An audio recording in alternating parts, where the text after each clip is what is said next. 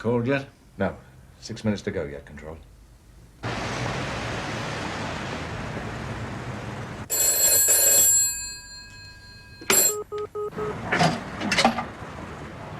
you speak up, please? City removers here. I believe you wanted an estimate. You're always welcome.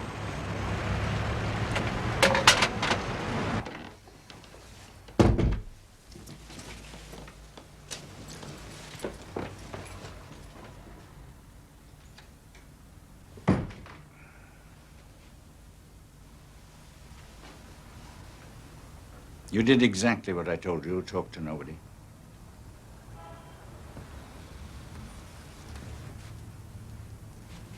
Remember, Jim, trust no one.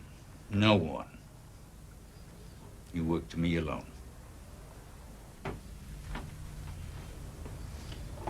I'm sorry, there's no vodka. I didn't expect any. I've got a job for you. Familiar territory, Czechoslovakia.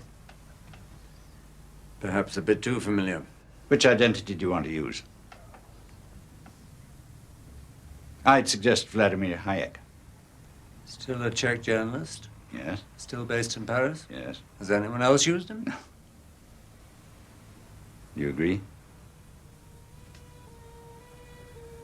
I think it's yes.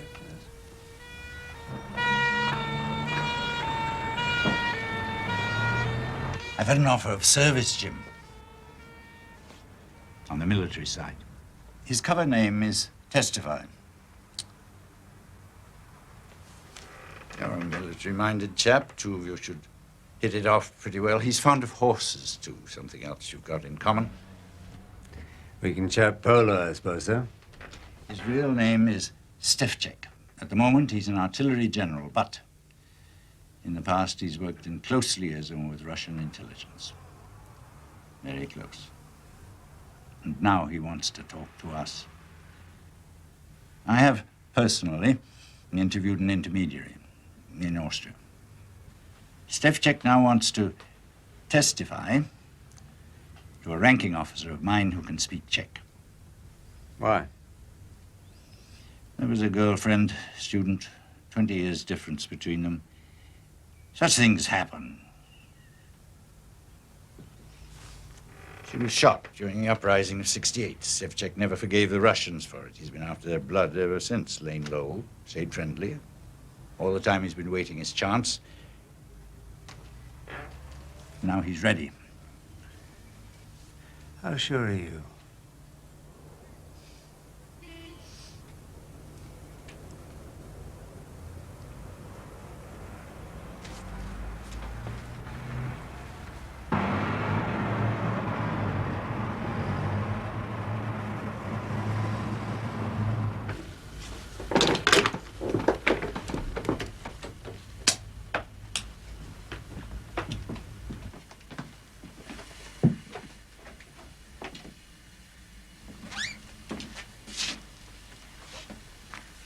Stefchek. Rocketry. Ballistics. Fourth man in Czech Army intelligence. Secretary of the National Internal Security Committee. Anglo-American desk in Prague. He's big, Jim. And he's got treasure for us. He's worked for Moscow Center's England section, and he's going to give us the name of the agent Moscow planted inside our setup. We have a mole, Jim. London?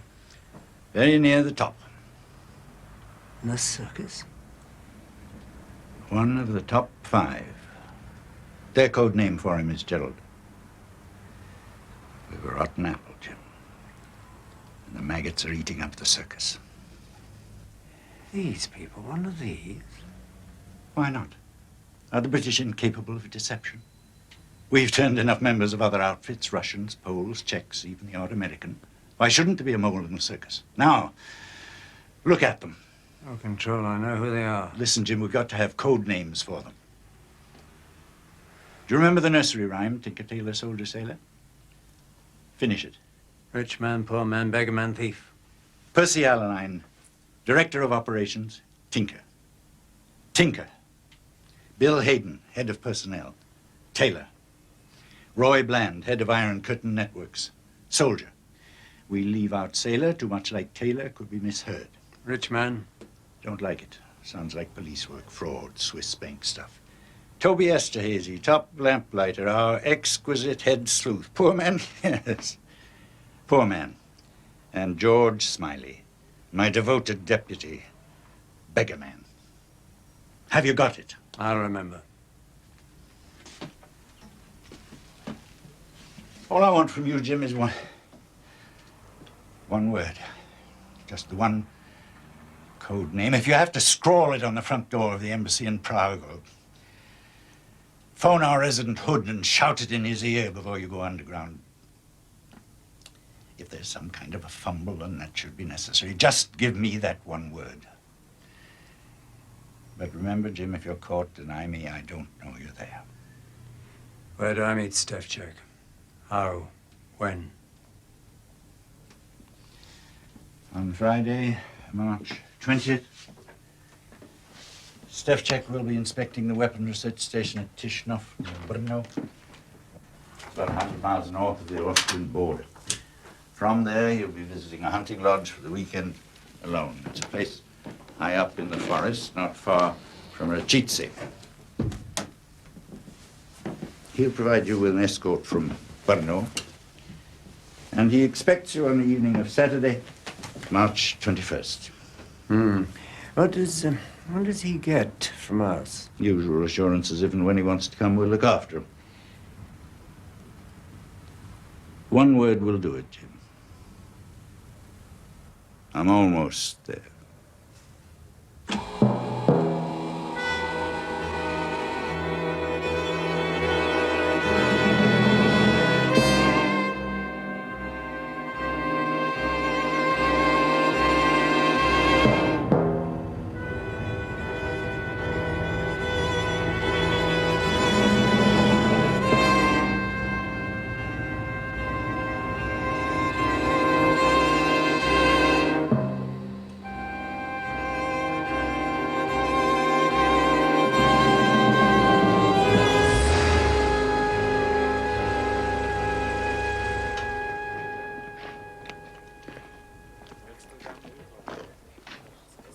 Podíváme se tadyhle na ten modrý kus.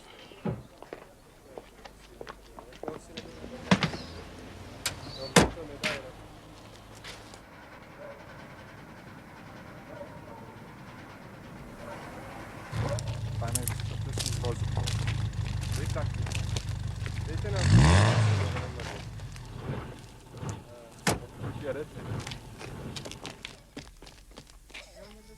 Nezdržujte to, prosím vás, nadělte si ty klíče, to máte mít připravený.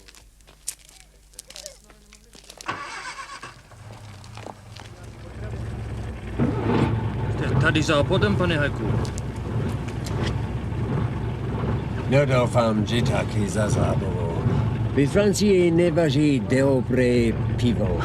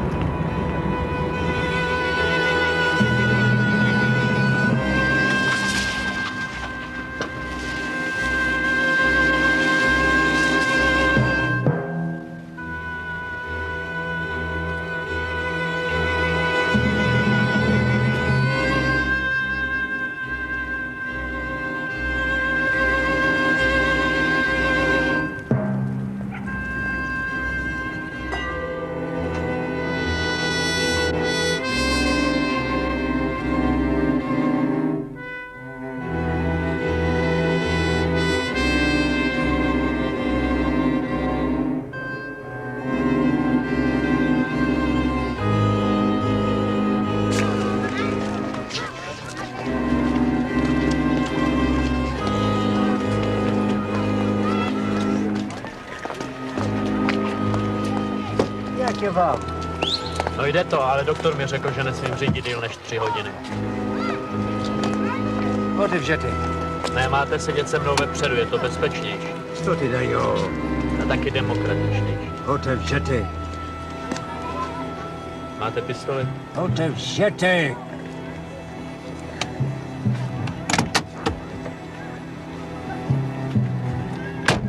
Máte zprávu pro generála?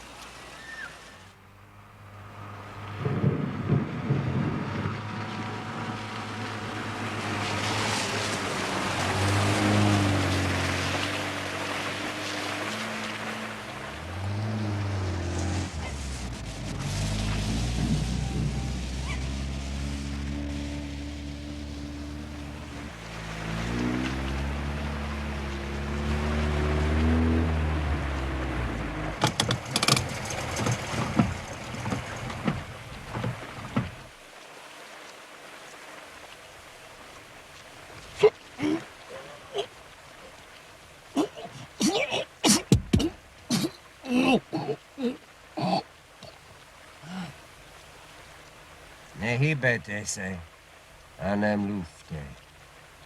Vylezte, baraku. Pomalu.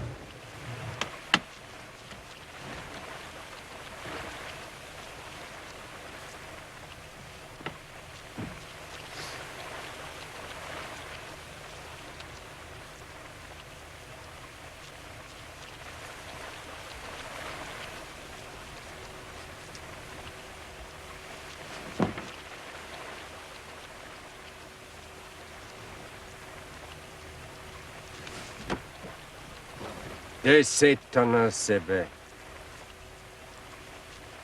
Ty, Katě, budu za generálem a se vrátíš, až tu budu bezpečné. Proč? Já vím, že to je bezpečné. Ti, kdybych rozvítil, mohl by tě snadno dostat. Ti. Стой, где стоишь! Если попытаешься бежать.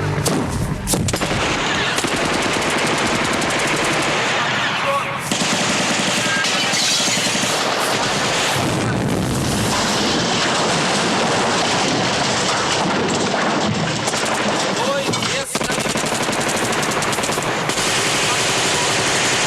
Будем стрелять! Сдавайся!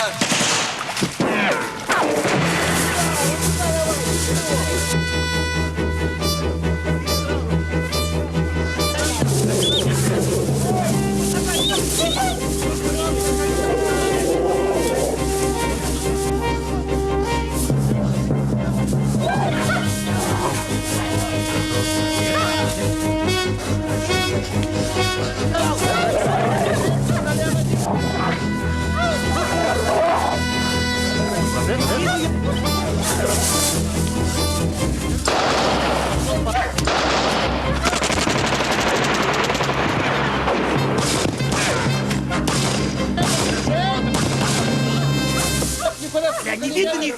Темно здесь! Ишь какой. Ну-ка, Денис, переверни-ка его на спину. Да чего переворачивать? Холодно он уже. Ну, значит, под собой.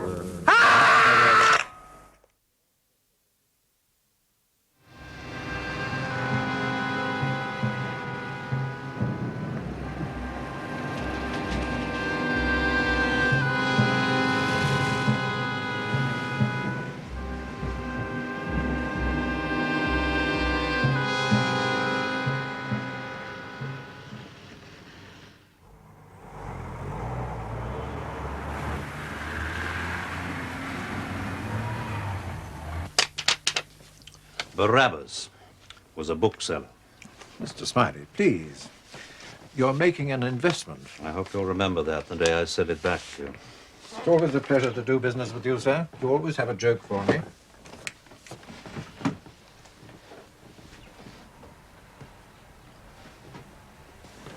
I think, after all, we could trust this to the post office. Yes, I'll send it on, Mr. Smiley. I'll slip out that way, if you don't mind. Not at all, sir.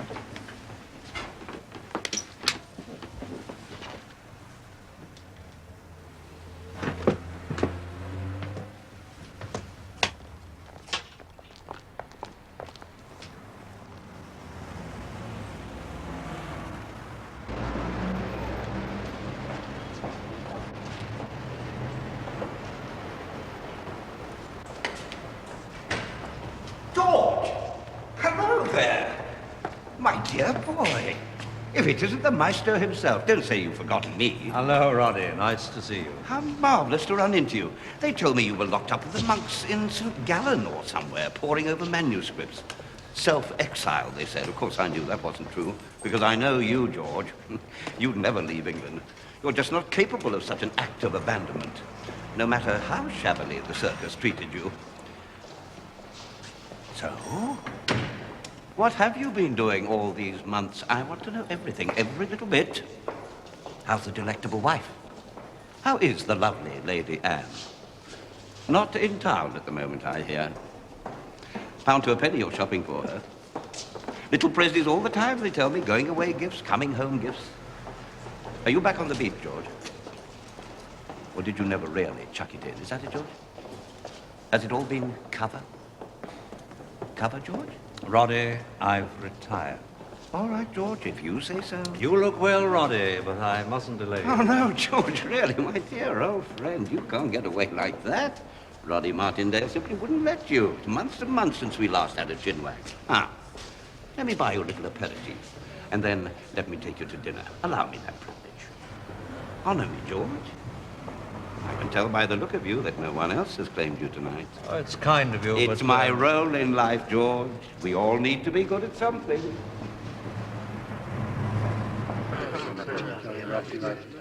And we mustn't forget Jebediah.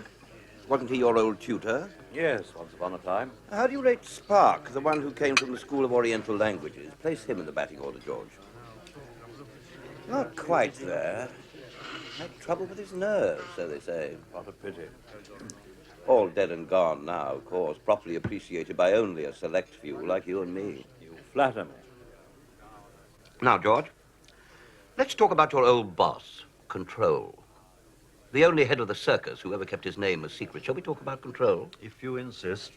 Of course, it wasn't a secret to you, was it, George? She never had any secrets from you, his tried and trusted right hand, did he? I don't know.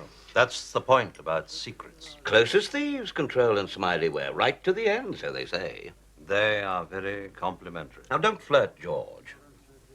I'm an old trooper. You and Control were just like that. That's why you were thrown out. It's why Bill Hayden's got your job. It's why Percy Allaline got into Control's chair when it ought to be you. Why Bill Hayden's his cupbearer and you're out altogether. If you say so, Roddy. I do. I say more than that. Far more. I say this. Control never died at all. He's been seen in South Africa. Now, we can't blame a man for wanting a bit of peace in the evening of his life. Willie Andrew Arthur walked straight into him in Joburg Airport in the waiting room. Not a ghost. Flesh. That's the most idiotic story I've ever heard. Control died of a heart attack after a long illness, through most of which he continued to work. Besides, he hated South Africa. He hated everywhere except Surrey, the circus, and Lord's cricket ground. Yes, of course. Willie Andrew Arthur was always the most god-awful liar. I said the same myself. Willie, you should be ashamed of yourself. I suppose what put the last nail into Control's coffin was the Checo scandal. The poor devil that got shot in the back. The one who was so thick with Bill Hayden, with his picture in the newspapers under some fictitious name. But we know his real name, don't we? Jim Predo.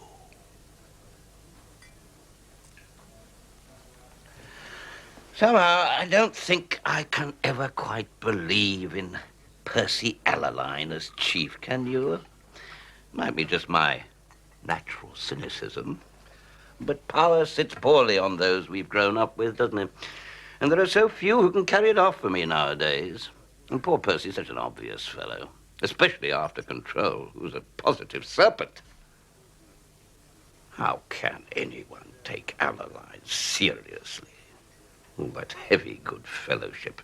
One has only got to think of him in the old days, lolling in the bar of the Travellers, sucking away on that log of a pipe, and Buying drinks for all the moguls. Well, really.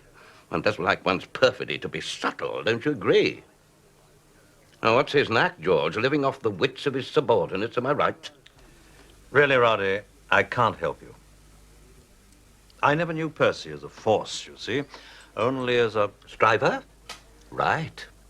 With his eyes on Control's purple, day and night. Yes, well, now he's actually wearing it, and the mob loves him. So who's doing the business for him? Eh, George?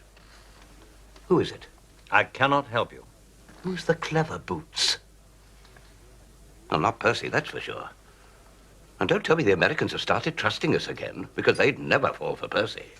Roddy, please stop this. Wonderfully well he's doing. We hear it from all sides. Little committees popping up with funny names. Red carpet for Percy wherever he goes. Tripping the light fantastic along the Whitehall corridors. You're out of my depth, truly. So who's earning him his reputation?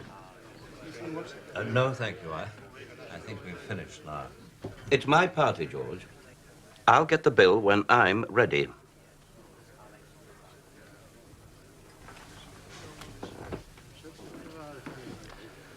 So who's pulling the strings for Percy Puppet?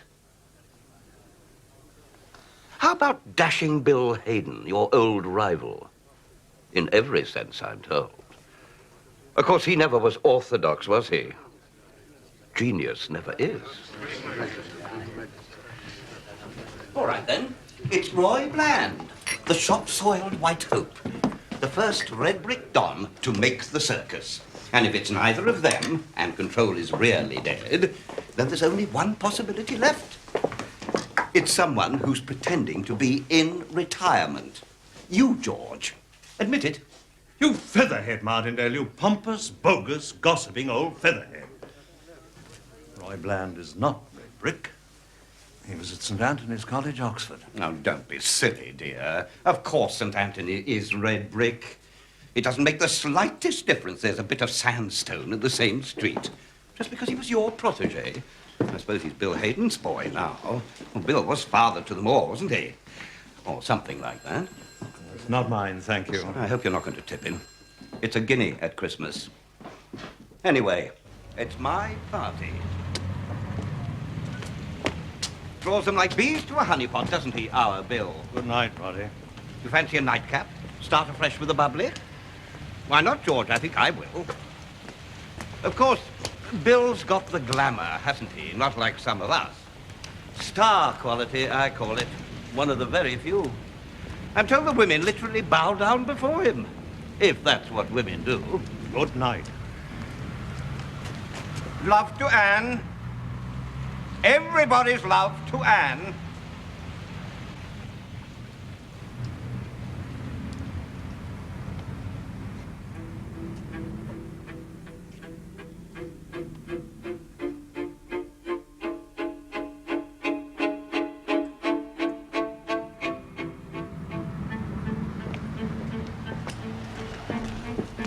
Bits of sandstone, shop soil, White Hope. Everybody's love to Anne. Oh, damn. Oh, damn.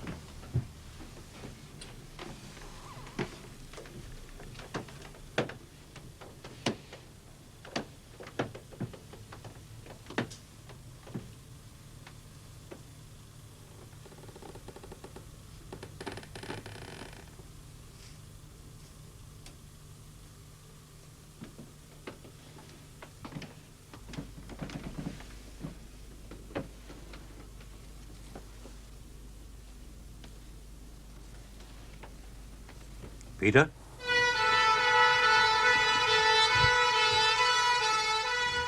I'd leave that coat on if I were you, George. We've got a long way to go.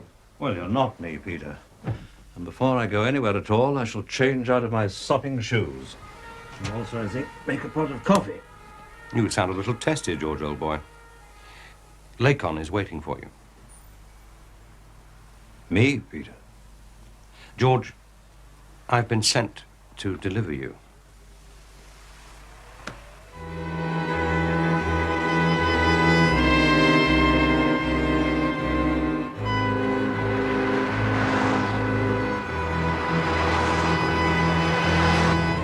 I saw you parking this toy in Curzon Street this afternoon. I ran away immediately. Good guess on your part. What made you think I was looking for you? I hoped you weren't. However, you found me eventually. You had to come home sometime. It's far too young for you, Peter. It's quick. I'm surprised you didn't get thrown out with the rest of us. You had all the qualifications for dismissal. Good at your work. Loyal, discreet. What happened tonight, George? How's Anne? Roddy Martindale happened tonight. Why do I permit it? I tell myself it's for politeness' sake. It's not. It's weakness. And the fact that I've nothing better to do. My wife's fine, thank you.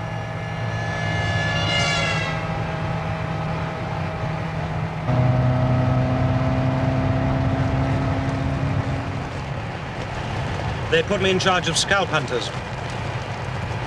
You are Jim Prideaux's successor. You, looking after the heavy mob. Why not?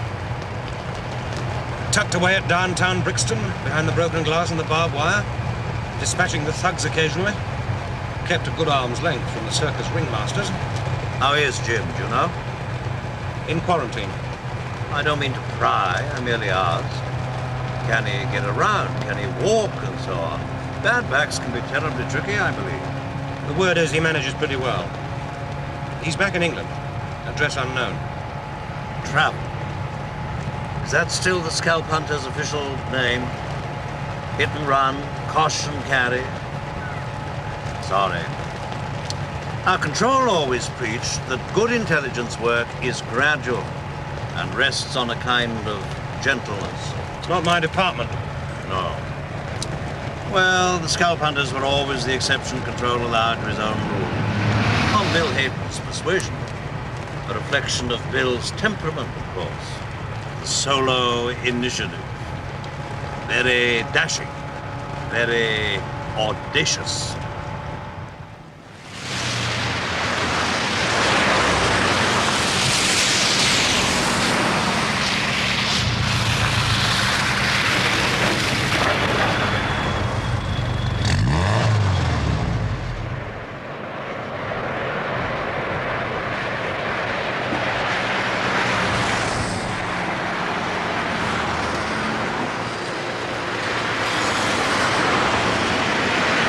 I'm sorry, Peter, what? Lateralism. I said, are you familiar with the word? I most certainly am not. It's the in doctrine now. We used to go up and down. Now we go along. What's that supposed to mean? In your day, the circus ran itself by regions. Africa, satellites, Russia, China, Southeast Asia, West Indies, you name it. Each region was commanded by its own juju man. Control sat in heaven and held the strings, remember? It strikes a distant chord. Well, today everything operational is under one hat. It's called London Station. Regions are out, lateralism is in. Who's station commander? Bill Hayden.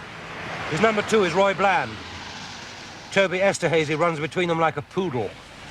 They're a service within the service. Share their own secrets and don't mix with the pros. There are 3 of them and Alaline. That's right. The object of it all is to make us more secure. A very good idea.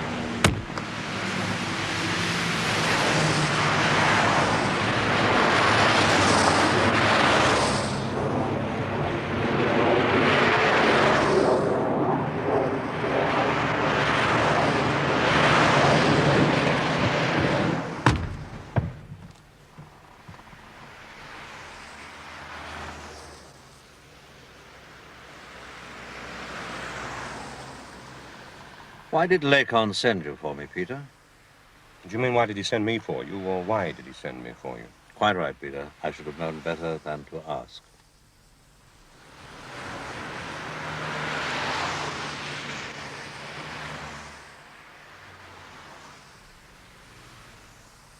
You remember your last day at the circus? Just one day before control departed and the new regime took over. You stuck your head around my office door and said, "Peter, I've been sacked."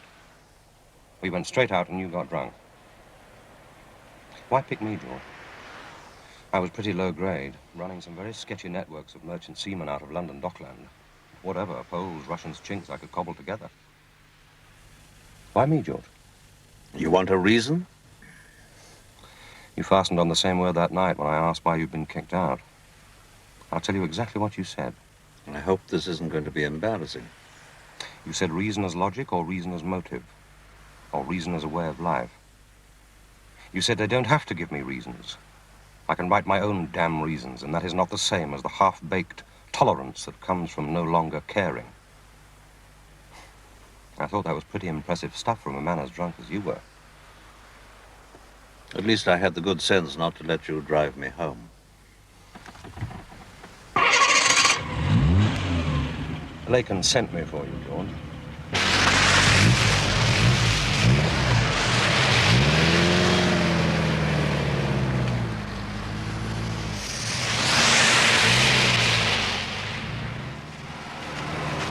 Looks like Count Dracula's blood bank. Lacon once described it to me as his Hampshire Camelot, built by a teetotal millionaire, which he seems to think explains everything. That's out of touch, Peter. Does Lacon have any particular title nowadays? Nothing new. Just Sir Oliver of the Cabinet Office. Permanent watchdog of all intelligence affairs. You know how he loves being one of nature's prefects. George, hello. Thanks for coming. Come on in, will you? Willem? Hope we didn't get too bouncy about George in that blue dog, Willem. You've been enjoying retirement, George? You haven't missed the warmth of human contact. I rather would, I think. One's work, one's old buddies. Oh, I think I manage very well, thank you. Yes. Yes, I'm sure I do. And you? All goes well with you? Oh, no great changes. No, all very smooth. Charlotte got her scholarship to Roding, which was nice. Oh, very good. How about your wife? In the pink and so on? Very bonny, thank you. Ah, all spruce and shipshape again, Willem? You were grubby. He did look a ruffian, didn't he, George? Well, shall we?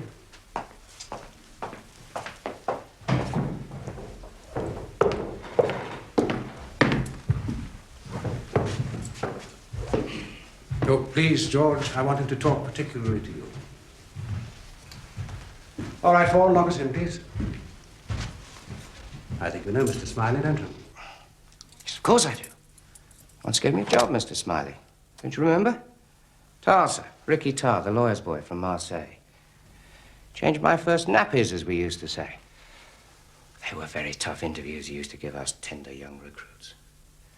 Of course, 12 years ago, and is that long, Mr. Smiley? Well, you don't look any different to me, sir. No, 12 years ago, nobody got taken on unless we got past you. Not even scalp hunters. Aren't quite your type? We all had to get the nod from Mr. Smiley. Tar. Of course I remember you, Ricky. Your father was an Australian, I recall. A solicitor and a nonconformist lay preacher. Altogether a most unusual chap to pop up in Marseille. But just such odd circumstances do seem to provide us with suitable personnel. Bad boys like Ricky. Daddy thought he could beat the sin out of me, but you knew better, didn't you, Mr. Smiley? He only beat it further in. And that's what scalp hunters are made of. Isn't that right, Mr. Gwilym? We're waiting for you, Tar. Yes, I do think we ought to get on. Well, I guess I better make my pitch then. Let's keep it precise, shall we? All the way along. Before you begin, Ricky, do I understand correctly that no one at the circus knows you're in England? Only Mr. Gwilym. You're officially absent without leave.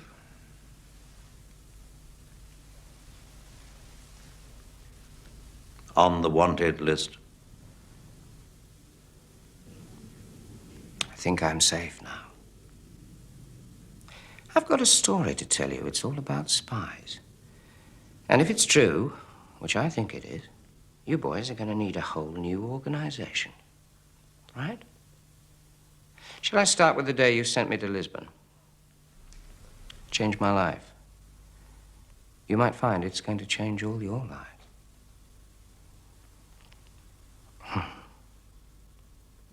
Our resident buffoon, old galloping major called Tufty Thesinger, wanted a helping hand. My boss says you've got your eyes on a likely piece of merchandise for us. Well, what's his style then, Miss Boris? He's a real flash Harry. Exactly, not your common garden Russian granite face at all. During the day, he fulfills his norm like the rest of his mob. There's a whole mixed bag of technical advisors here. Bodices with civil engineers. Come nightfall, he makes his own arrangements. That's just a farce. The club says there's never going to be another tomorrow. The man hasn't slept for a week, and my boys are folding at the knees. A young Muscovite with official connections and that kind of appetite for the flesh pots seems ripe for the picking.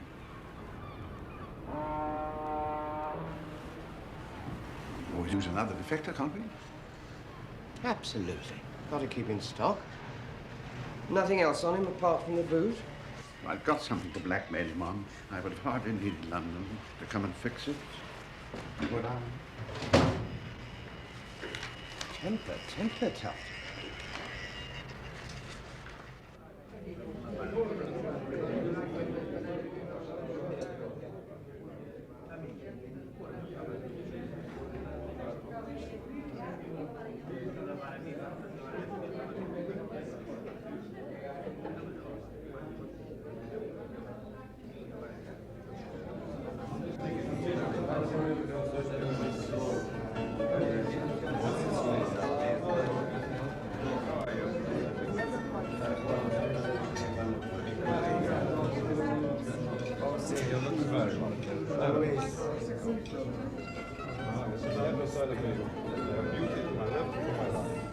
You think the Russians disapprove of comfort?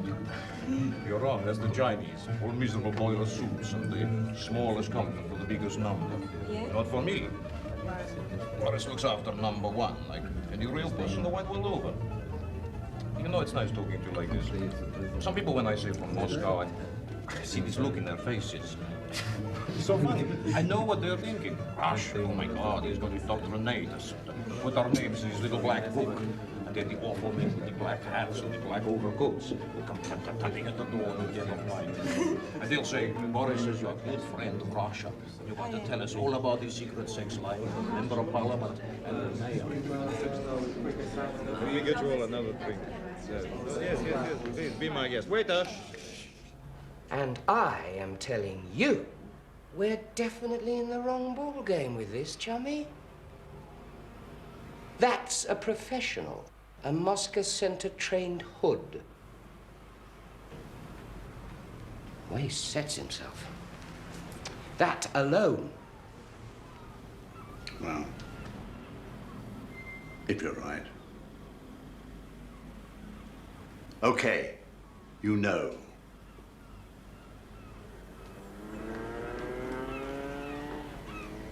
He'd be quite a catch, wouldn't he?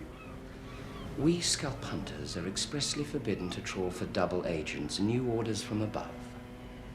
At the first smell of the opposition, abandon and drop hot potato into ample lap of London Station. Nope, I'm cabling Gwilym no sail and booking myself a flight home. Okie dokie, Ricky. And since the job is finished, let us seal it, so to speak.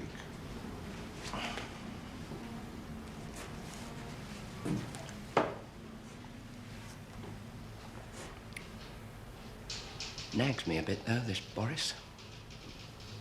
Makes his rounds every night, does he? Never missed yet. I told you, my boys. Well, before I go, I might just take a peep inside Boris's kennel. See what's under the mattress. Can't be any harm in that, can there? Orders is orders. I like keeping my hand in. It's been quiet lately. You can get rusty.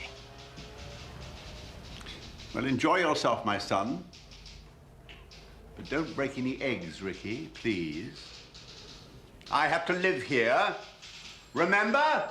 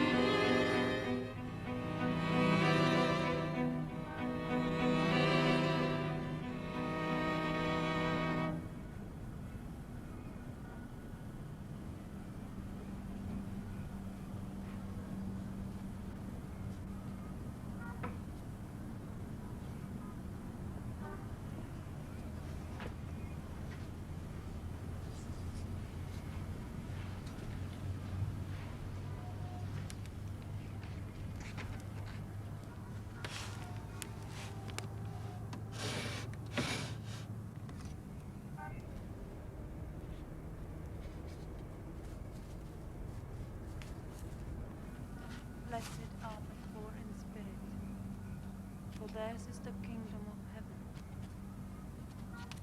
Blessed are they that mourn, for they shall be comforted.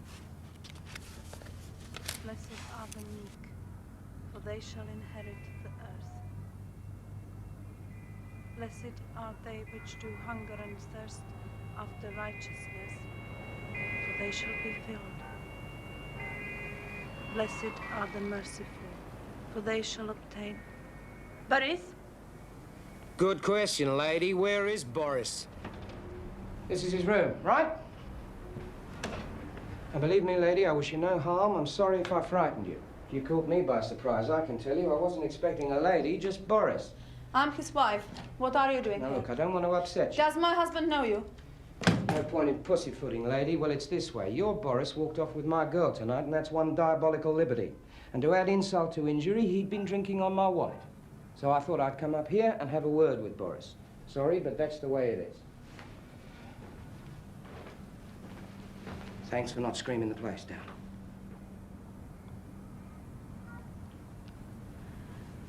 You should be careful what you say about my husband. He's an important man. He has influential friends. You frightened me off, Mrs. Boris. I got quite a name for looking after myself. I'm your original Australian self-made success story. Rags to riches and punching all the way. Bureaucrats don't scare me, not even the bloody Russian kind. Don't call me Mrs. Boris. My name's Irina. I'm Tony Lawrence. Are you? Yeah, Tony Lawrence. You just mentioned that name in Adelaide. I'm in car sales, property, frozen foods. You know, if I was Boris, I wouldn't be out at night chasing other blokes' women. I wouldn't feel the need. Boris is Boris.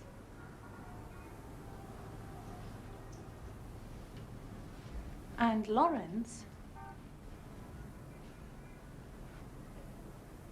Someone else.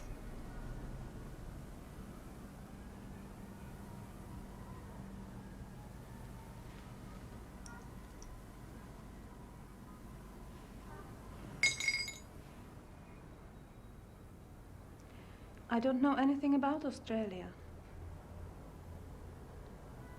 Perhaps somewhere tomorrow.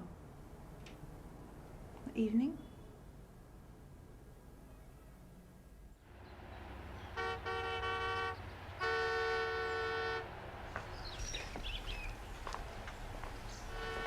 There's an English expression.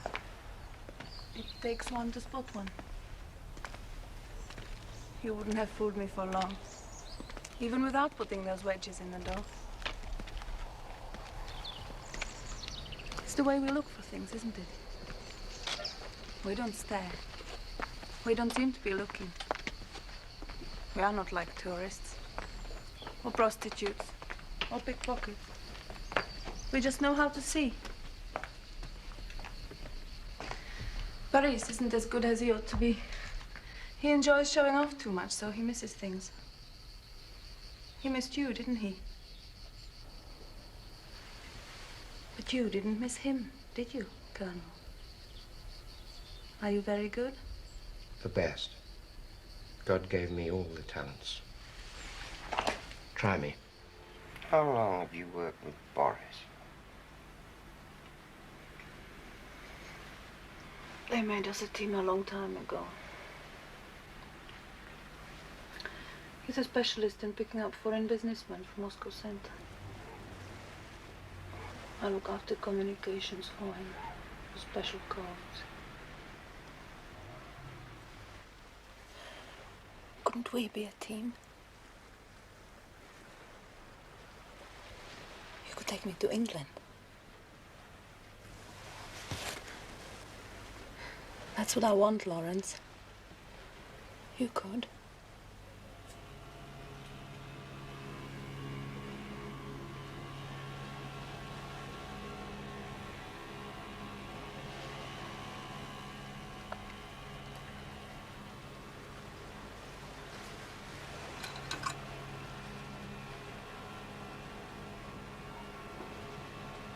I know something. Something so important. It's one of the biggest secrets ever. It will make you so famous.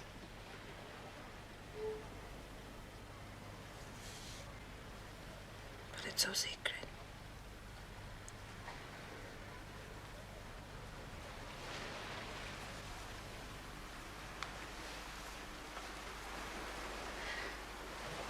Tell me.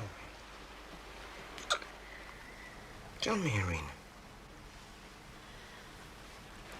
I'm frightened. I can look after you. You'll be safe. I can only speak to your chief. I mean, Adeline, nobody else. It's too dangerous. I can only speak to Adeline. Tell me. Only the head of the circus. To go back now. They'll be looking for me. There's too much to tell now. Maybe tomorrow. Again. Cemetery.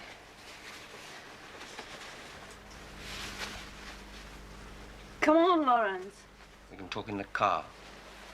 Tomorrow. There's too much. Be calm.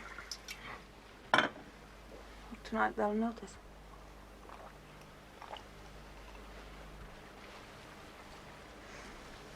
I drink too much sometimes. They are used to that. Some of the priests are drunkards. They told me that at school.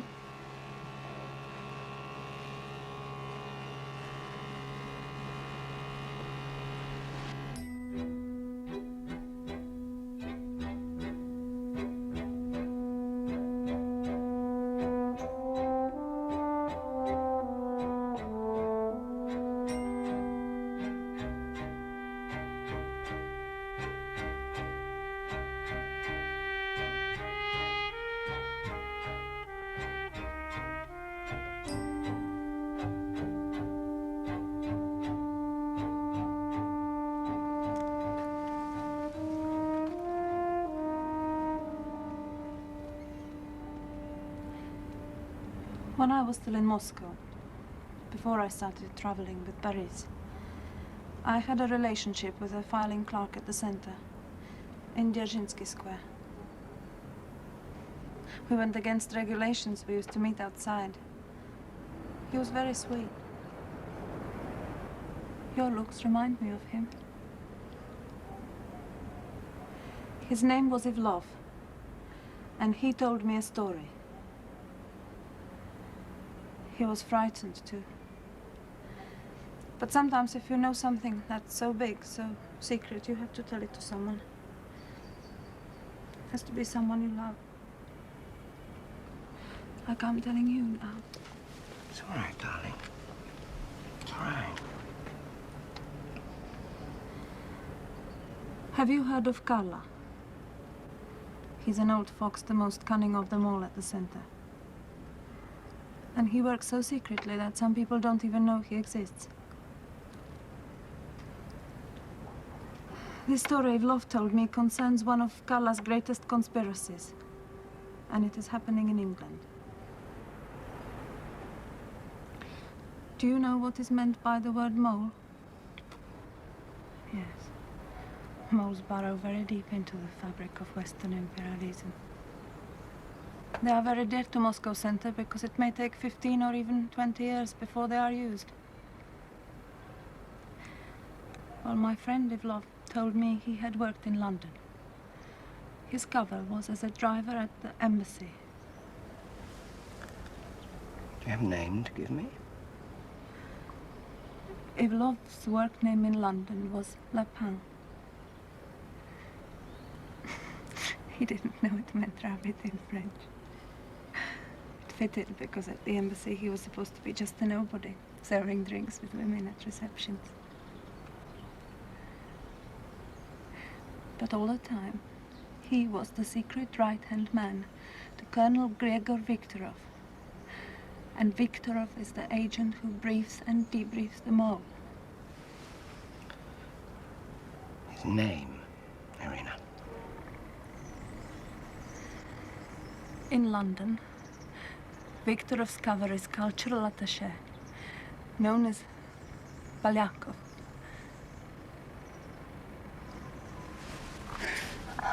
I'm so frightened, so tired.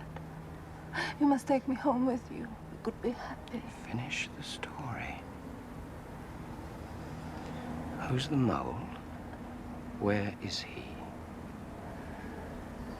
I can only speak to Alelai. We are in danger. You must get me to him.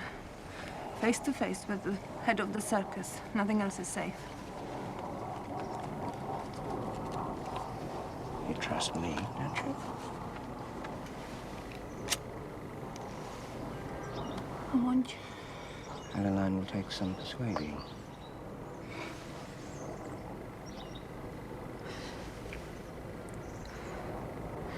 Tell him I have information crucial to the well-being of the circus. Use those words.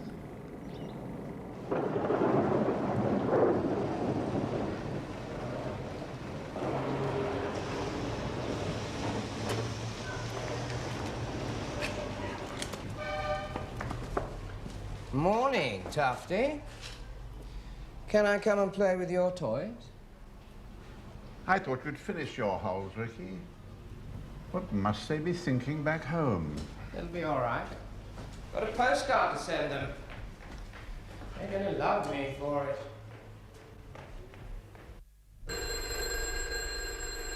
Thank you.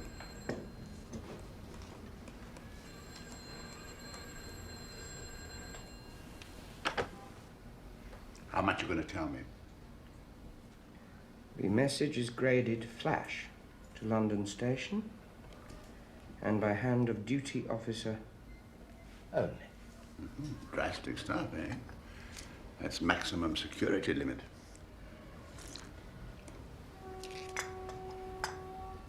What did you get on Boris?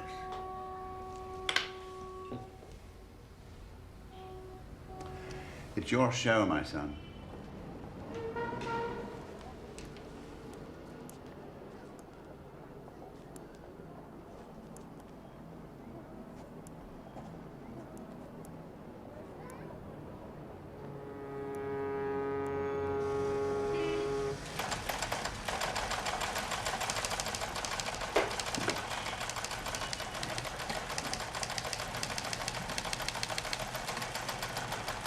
Nothing for you, Ricky.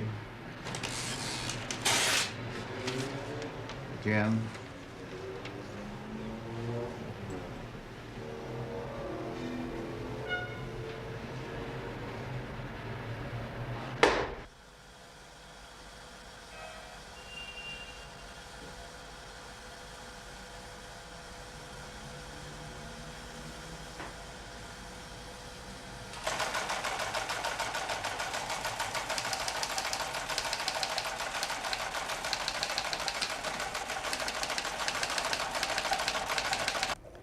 Supplied date of intake into Moscow Center. Name her present head of section. Also name previous sections employing her. Also... someone's stalling. But if that's what they want...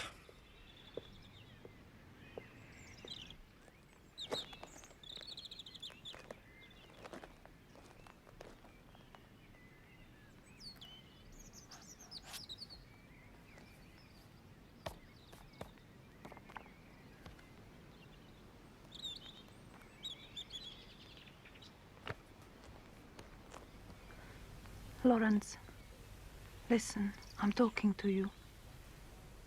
This is my gift for you in case they take me away before I can speak to Alleline. I would prefer to give you my life, Lawrence. But I think it more likely that this wretched secret will be all I have to make you happy. Use it well. I started to tell you about Ivlov, who's known in London, or used to be, as Lapin, and about Viktorov, who's really Polyakov.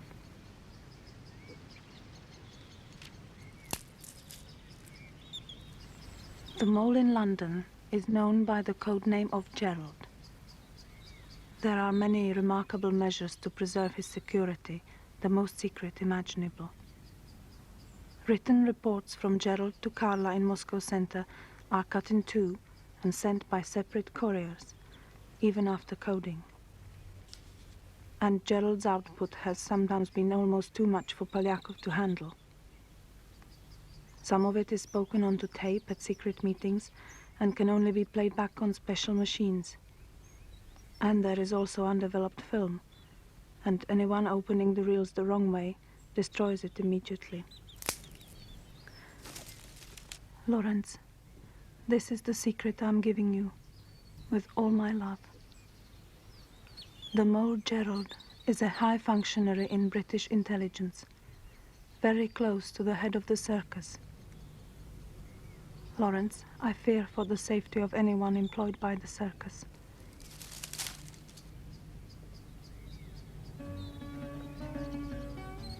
Take care with this knowledge. I'm telling you this because I'm afraid it's all finished for me. The guards have started watching me like animals. Have you been indiscreet, Lawrence? Did you tell them in London more than you let me think? Now you understand why only Alleline would do. But do not blame yourself.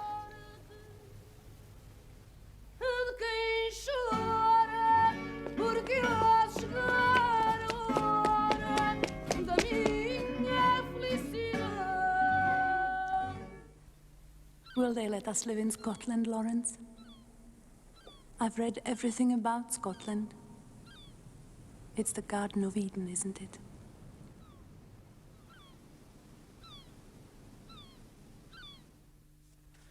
Well, there's a bit at the end. Read it. In my heart I am free. Deep inside me burns a new and blessed light. I used to think that the secret world was a separate place and I was banished forever to an island of half people. But God has shown me we have only to open the door and step outside to be free. Lawrence, you must always long for the light which I have found. It is called love. Now I shall take this to our secret place while there is still time.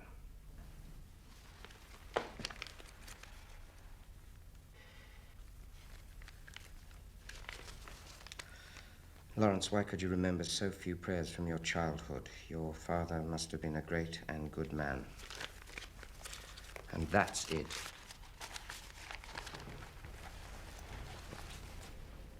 See, she was great.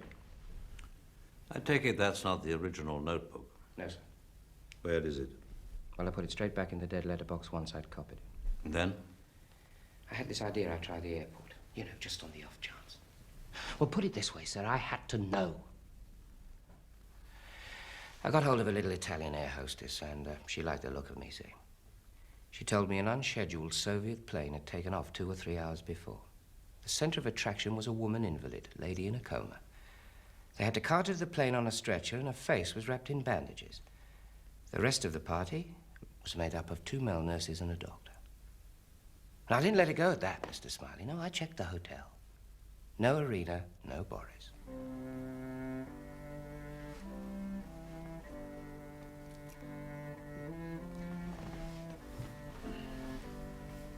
My musical daughters.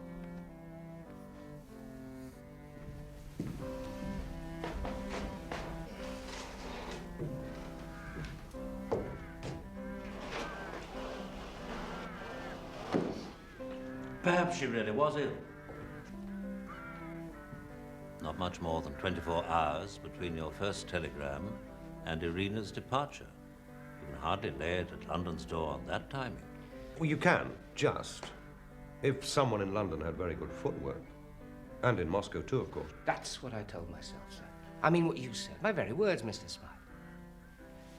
Well, I figured the Russians could have tumbled to it about her having it off with me, or else she'd started blabbing to Boris just to pay him off for boozing and whoring all the time. But then I thought, no, come on, Ricky. That was gold she was giving you. Remember how she had to sweat it out of herself? I figured they'd give her another going over on the plane, then the big boys would pile in first thing after touchdown. I figured not more than a day or two before Moscow sent her had a footpad round of the cemetery. So you made yourself scarce. He panicked and went native. Istanbul, so he says. Playing the loving father with a daughter called Danny. That's right, Danny's my little kid. The mother seems to be leader of the pack as far as his numerous wives are concerned just now. You've been away for 3 months. Why choose this particular moment to come to us?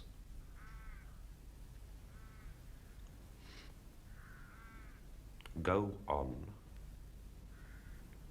Did something frighten you? Someone looking for me. Who? I didn't stop to find out. That's why I came. No, Ricky. Passports. Who are you at the moment? Pooh, British. Well, I reckon Lawrence wasn't exactly the flavor of the month in Moscow, so I had that run up. It's not bad for the money. When he went to Lisbon, he had 2 Swiss escapes. One for him, one for Boris. What did you do with them? How did you get rid of them? Burn them. And how did you get back to England? Soft route via Dublin. I've given Mr. Quillam the details. I'm doing what I can to check. Well, you be damn careful, baby, because I don't want the wrong people on my back. Took my gun away, too. Now, he shouldn't have done that, should he, Mr. Smiley? Why did you go to Mr. Quillam? Didn't it cross your mind he might turn you straight over to Alaline? Mr. Quillam's my boss. Besides, I don't figure he's got any more liking for the new arrangements at the circus than you have, Mr. Smiley. We don't need that, Tar. He kept well out of sight. As soon as he gave me his story, I rang Sir Oliver from a call box. I rang him here, not London. Well, damn it, there was no reason to suppose the phone was tapped. There was every reason.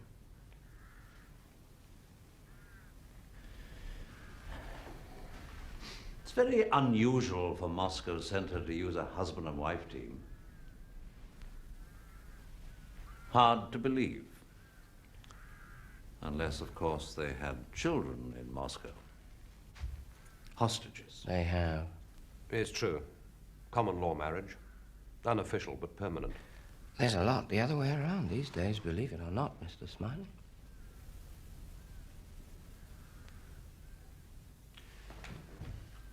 Fit, George? Natter? Garden? Super. Paul?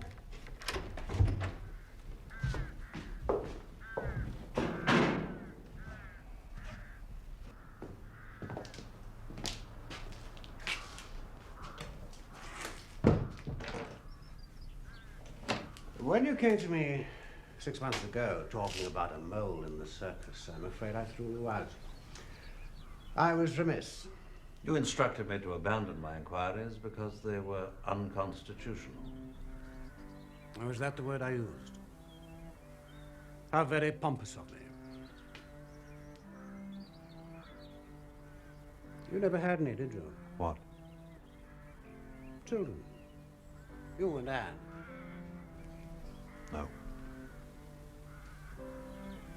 I have to admit I didn't absolutely trust your motives. I rather thought Control had put you up to it, you see, as a way of hanging on to the power, keeping Percy Alaline out. There are 3 of them, and Alaline. Control's words. The composition of the now all-powerful London station. Bill Hayden, Roy Bland, Toby Esterhazy, 3 of them, and Alaline. Yes, quite, but at the time, George. After all, we both held perfectly honourable positions. You felt Jim Prideaux had been betrayed in that shoot-up in Czechoslovakia and you wanted a witch hunt. My minister and I felt there'd been gross incompetence on the part of Control. We wanted a new broom. A view which the Foreign Office shared, to put it mildly. Oh, I quite understand your dilemma. Thank you. It isn't every day the head of one's secret service embarks on a private war against the Czechs. And don't forget, George, you were Control's man. He preferred you to Hayden.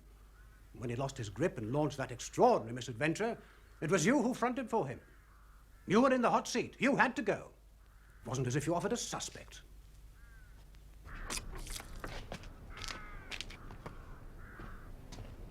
Remember the circumstances, George.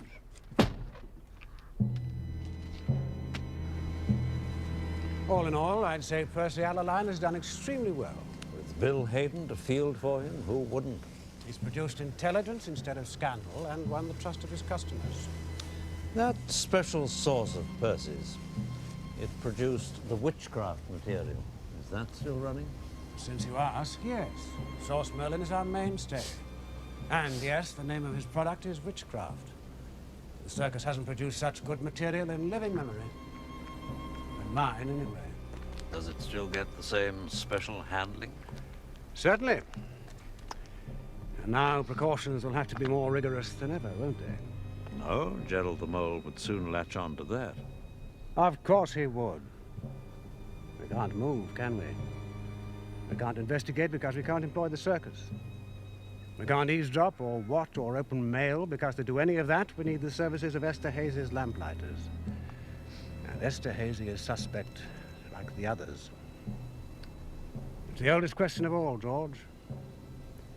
Who can spy on the spies? Get the security mob in. They'll do a job for you. You know the minister won't have that. Rightly, too. A lot of ex-colonial bobbies flying through the circus files. It's a serious point, George. We do have agents in the field, and I wouldn't give much for their chances once the security gentlemen come barging in. How many do we have? 600, give or take a few. Plus 120 behind the Iron Curtain.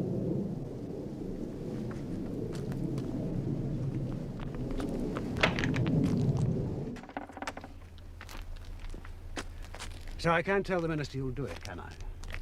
You'll take the job, clean the stables. Go backwards, go forwards, do whatever's necessary. It's your generation, after all. Your legacy. I never heard of anyone yet who'd left the circus without some unfinished business. There's no emotional or other reason which you feel might debar you from the assignment. You must speak up, George. The state of my marriage must be very common knowledge if it's got as far down the line as Ricky Tarr. For the record, the thing with Anne and Bill Hayden is long over. My wife's present infatuation is with a young actor, currently unemployed. There's always that part of us that belongs to the public domain, isn't it? You always knew that, I'm sure. So did Jim Prideaux. What does that mean? Well, good Lord, George, a bullet in the back is held to be quite a sacrifice, isn't it? Even in your world. 2 bullets, actually. They were at Oxford together, weren't they? Bill and Jim. And stablemates at the circus, the famous Hayden-Prideaux partnership. The iron fist in the iron glove, somebody once called it. Prideaux was far too old for that Czechoslovakian nonsense. It made no difference. Oh, quite.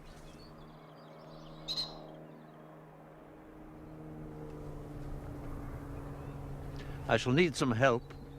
Remember Control's man, Mendel? Yes, of course. If he's the chap you want.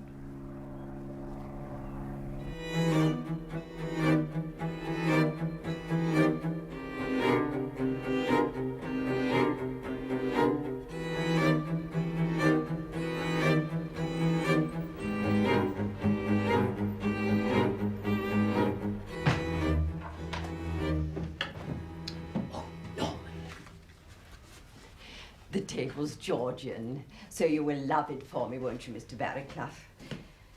I shouldn't lend it to you, really. It was the Major's. I'm very grateful, I'm sure. Everything all right, Mr. Barraclough? Yes, fine. We'll leave you in peace, then.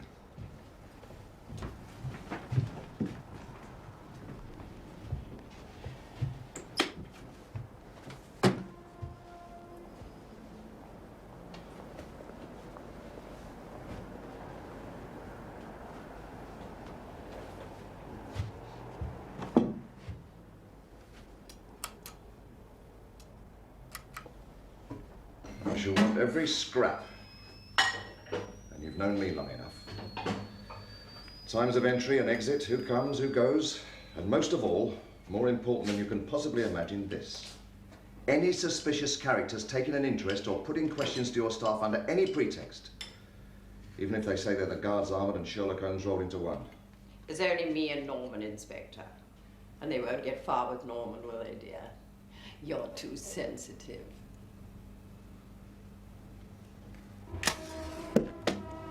Same with any incoming letters for him.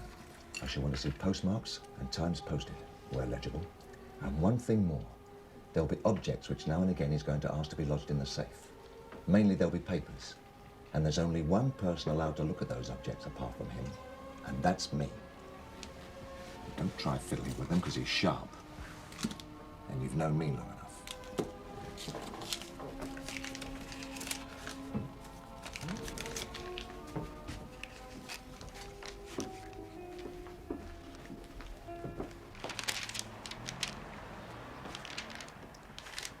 Now, Ricky Tarr's cables to the circus were detailed and specific.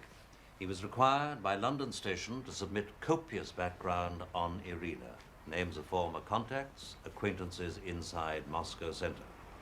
There should be a file of some size, and we need to see it. That's circus material, George. I can deliver only from the Minister.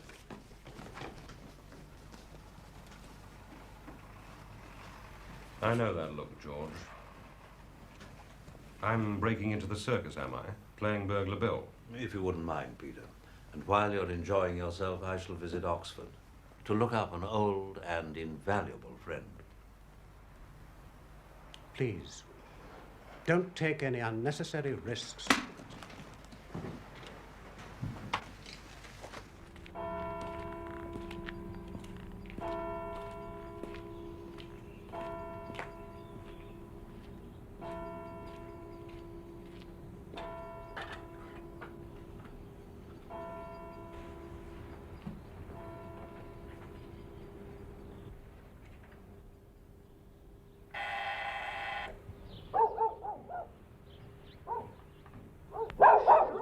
Flush. Stop it! Stop, old boy. It's only a dunderhead. Flush, shut up.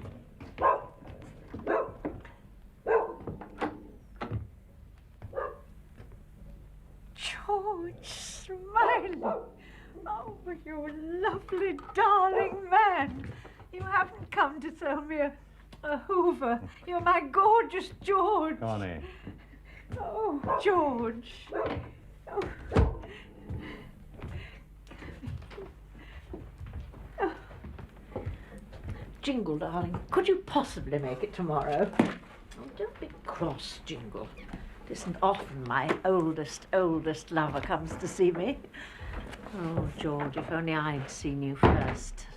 I'll give you a whole hour, all to yourself. Honestly, I will, darling. One of my dunderheads.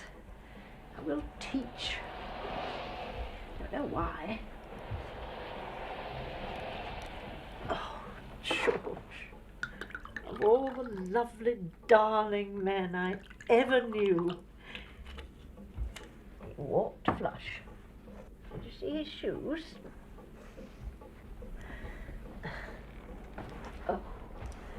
Bless you, darling.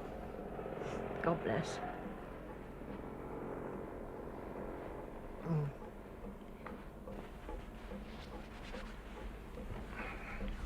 Did he walk alone, Flush? Not accompanied, were we? Quite alone, Connie. So, what does George want from Connie, the bad boy? Her memory. To go over some very old ground, Connie. Hear that, Flush? First they chuck us out with an old bone, then they come begging to us. I was the best head of research the circus ever had. Everyone knew that. And what did they say the day they gave me the chop? That personnel cow. You're losing your sense of proportion, Connie. It's time you got out into the real world. Well, I hate the real world. I like the circus and my lovely boys.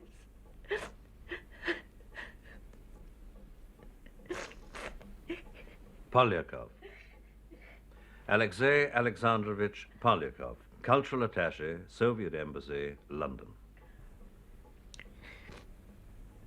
Born March the 3rd, 1922, in the Ukraine. Graduate of Leningrad State University. Height 5'10". Colour of eyes green, colour of hair black. Married, but unaccompanied by wife. And a 6-cylinder Carla-trained hood, if ever I saw one. But don't tell Percy Alaline or Toby Esterhazy. Oh, no. Alexei Alexandrovich was as pure as the driven snow. He was Purcell White, wasn't he, Flush? And Connie's an old silly, because if she doesn't lay off and do as she's told, she'd have to pack her bags and go. He's come alive. Polyakov, just as you predicted. Of course he has. Of course he has. I knew it in my bones. The day he arrived, I thought, hello, I'm going to have some fun with you. Tough as a button. Cultural attaché, balls. Army written all over him. But not declared, George. Not a mention.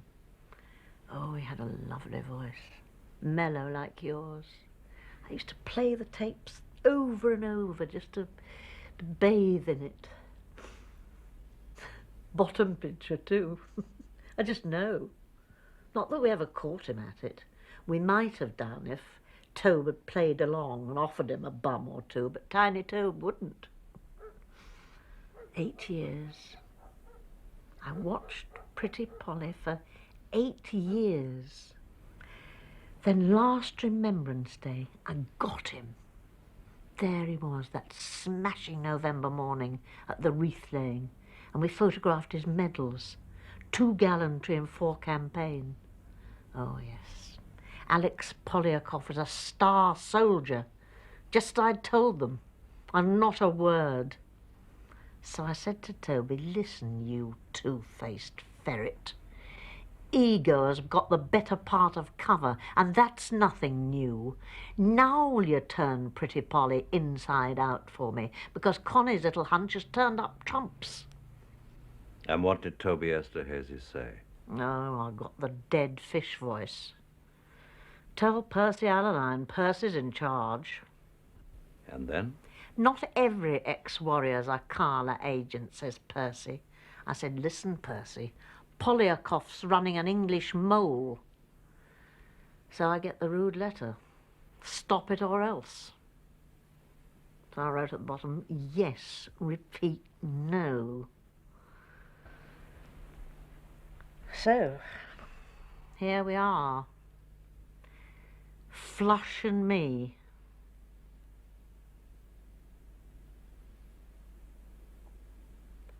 Please kiss me, George.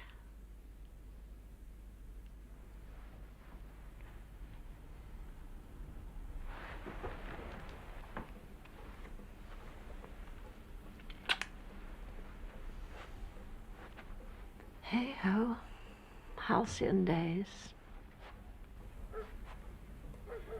Did I start the landslide, George? You were always dead right, Connie. And is George now picking up the pieces? Something of the sort. Poor loves. Trained to empire. Trained to rule the waves. Englishmen could be proud then. They could, George. All gone. Taken away. Bye-bye, world. If it's bad, George, don't come back. Promise? I want to remember you just as you were. My lovely, lovely boys. Promise.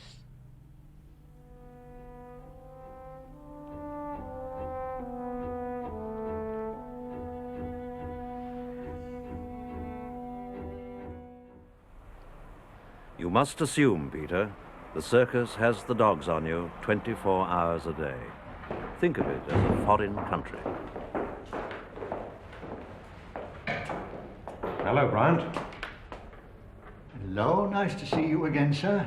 Just a moment.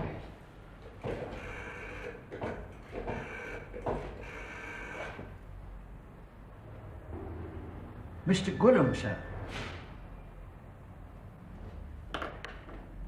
Mr. Lord Strickland's expecting you. He'll meet you by the barrier on the 5th floor. Right.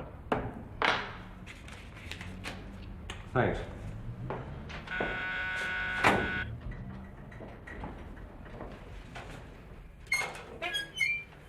About time someone oiled this thing, isn't it? We keep asking. You can talk till you're blue in the face.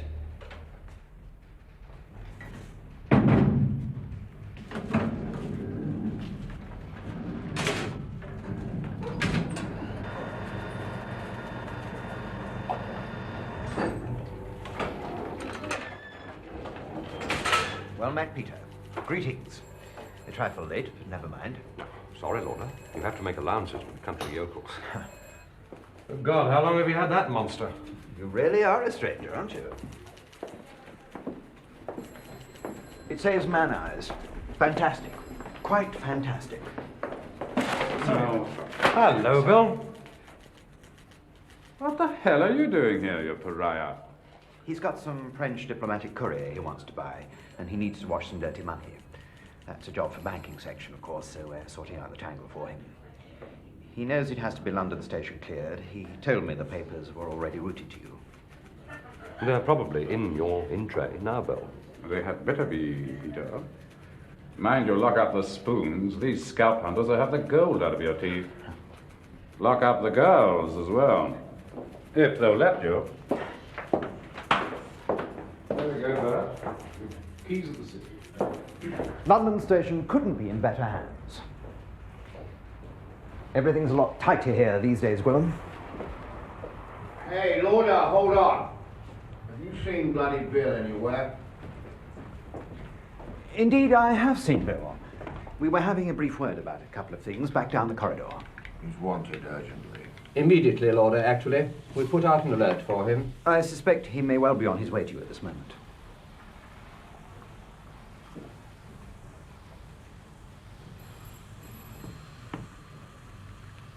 Peter? Hello. Hi. Thanks for the glad hand.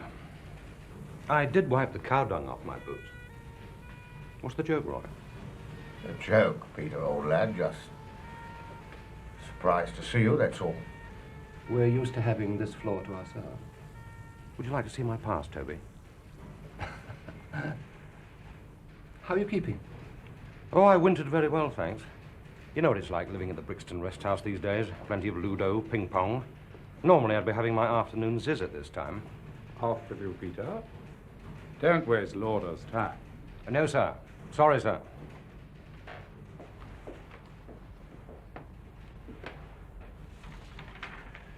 I don't need a pass to use the gents, do I?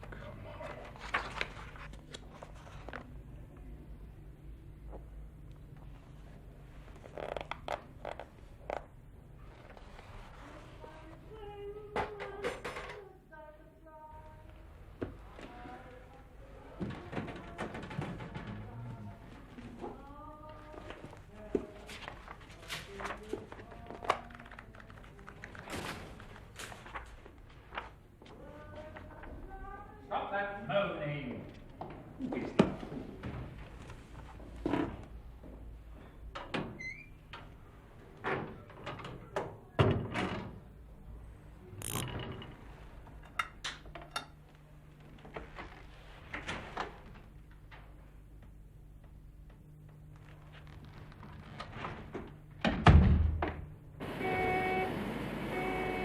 pages have been removed with a razor blade.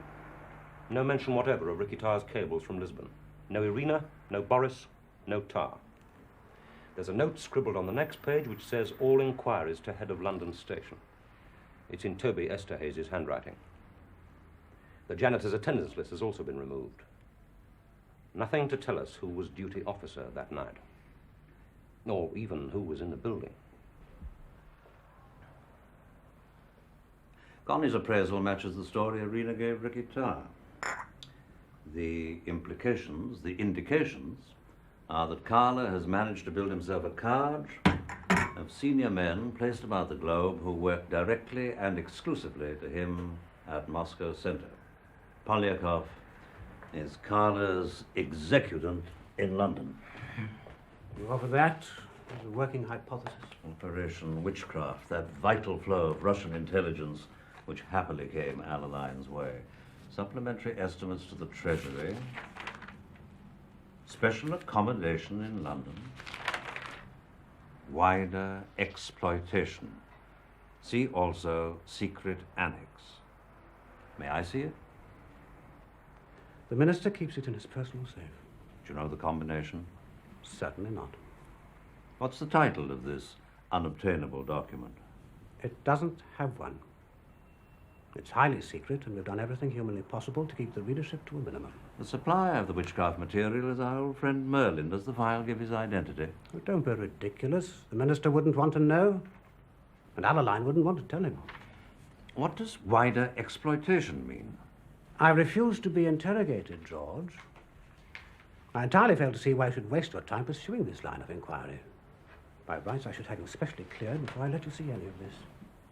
Witchcraft cleared? Yes, George. Do we have a list of people who've been cleared in that way? I hope you're not going fey, George. Please, stick with the primary problem. The mole, Gerald, instead of rootling around in extraneous matters. This is no time to be whimsical.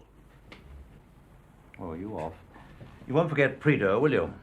Anything at all you can get on him, even scraps would help.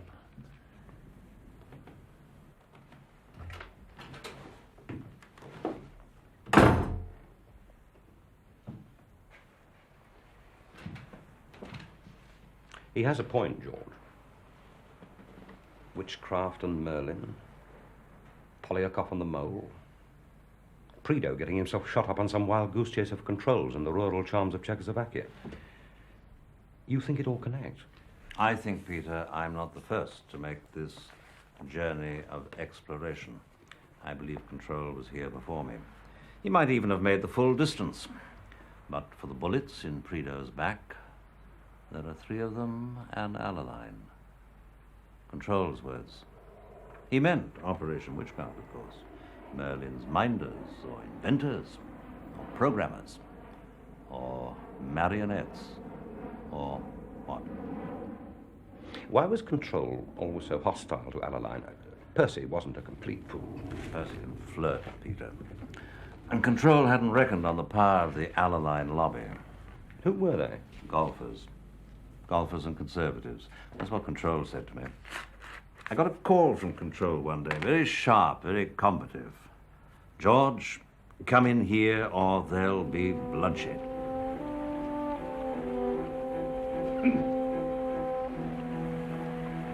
Brother Percy is trying to twist my tail. Take a look at this nonsense. Top-level Soviet naval dispatch. Specially prepared for the Soviet High Command. Isn't it, Percy?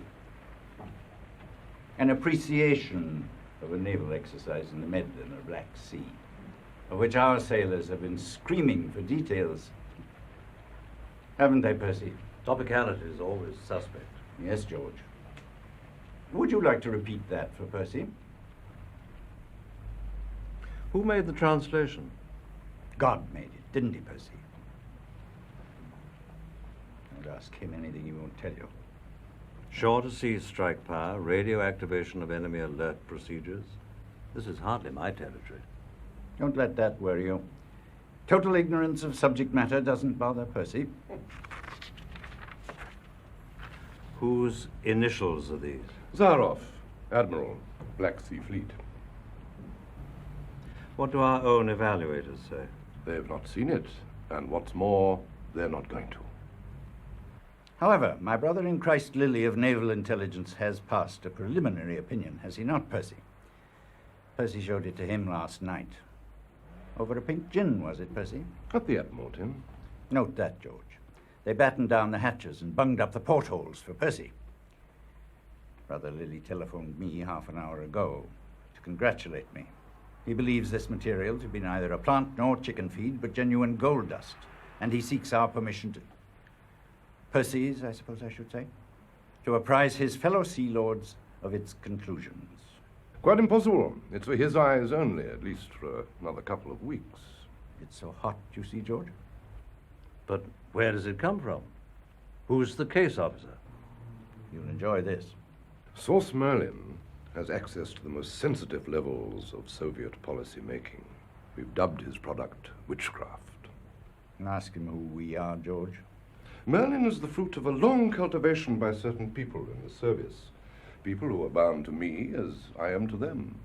People who are not at all entertained by the failure rate about this place. Been too much blown, too much lost, wasted, too many scandals. I've said so many times I might as well have talked to the wind for all the heed he'd paid me. He means me, George.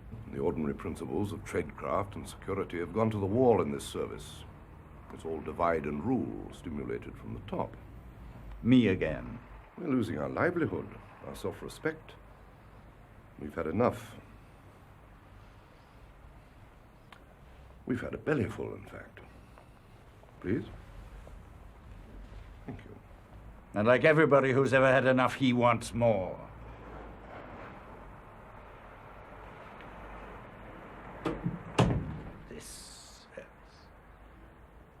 Percy Allaline would sell his mother for a knighthood, and this service for a seat in the House of Lords. Suppose Merlin's genuine. Suppose Merlin would pick Percy. It seems somebody has. I gather Percy's under the impression he picked himself and a whole team. You're sure he left you out, are you, George?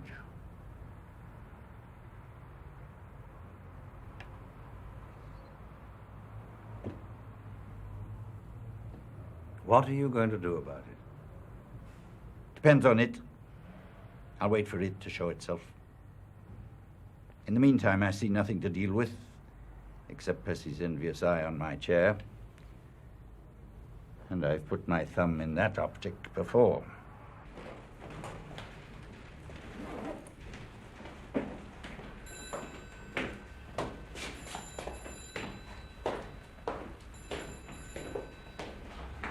George? Little Tattle Tuesday again? No, Percy. Kirby? All right. This time.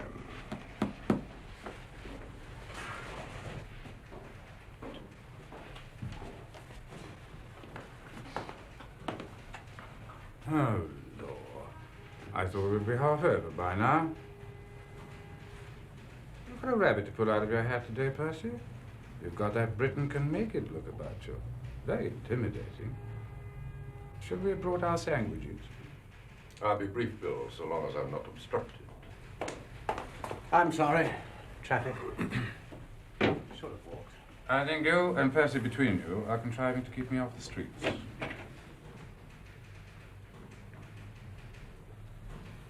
They're all here now, sir. Would you go in, please, gentlemen?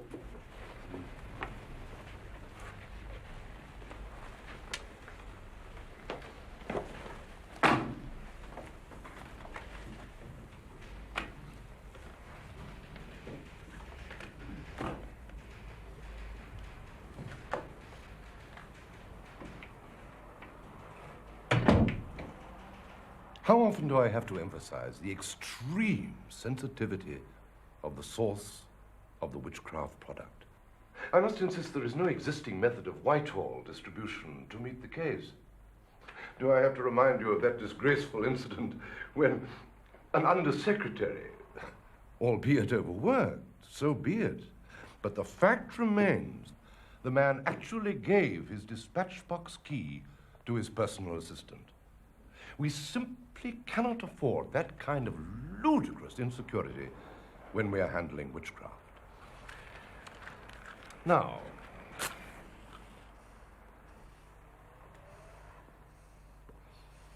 I have already discussed the problem with Lilly of Naval Intelligence, and he is prepared to put at our disposal a special main reading room in the Admiralty main building, where witchcraft material can be seen by our customers and watched over by a senior janitor of this service. Wouldn't you rather have Securicor?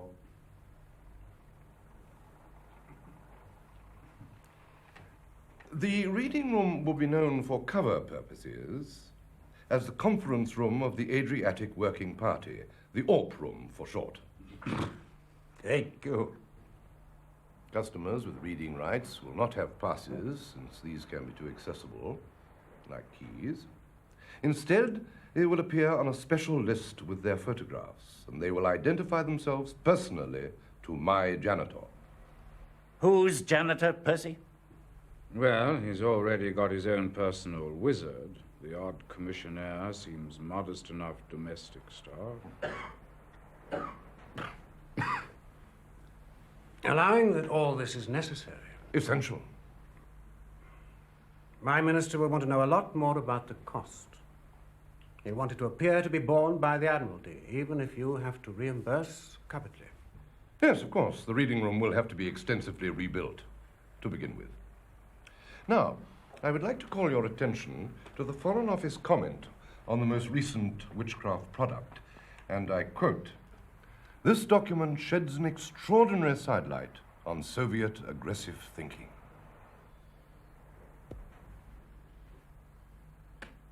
Does that mean they like it, Percy? Do you like it, Bill?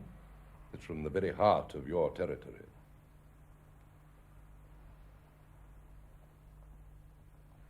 The fact is, in 25 years, I haven't laid hands on anything of that quality. And unless I'm extremely mistaken, nor have our American cousins. Anyone taking that stuff to Washington could drive a very hard bargain indeed. Early days, Bill. Agreed, George. But if Merlin maintains the standard of that, we're going to be able to buy whatever's in the Yank shop. I don't think control is going to play. That would rule me out as well, of course. Percy will get his reading room. Yes. And after that, I suppose anything's possible.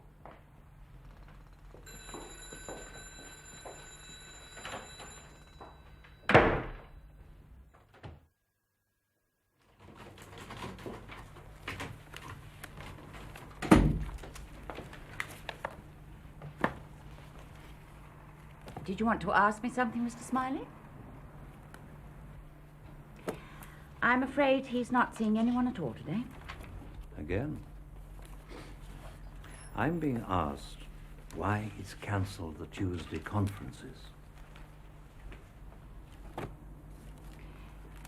You know I can't add anything to his memorandum, Mr. Smiley, even for you. Even if I could, Mr. Smiley. No, of course. I was rather hoping before I set off on this Hong Kong trip he wants me to make. Well, when I get back, perhaps you'll have got through that little lot.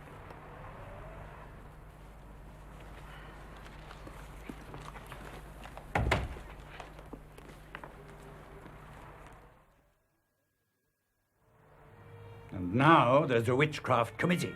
The minister's in the chair. Allaline's vice chairman. Merlin's become an industry. It's the industry, and I'm not employed. You won't even read Allaline's reports. I haven't time.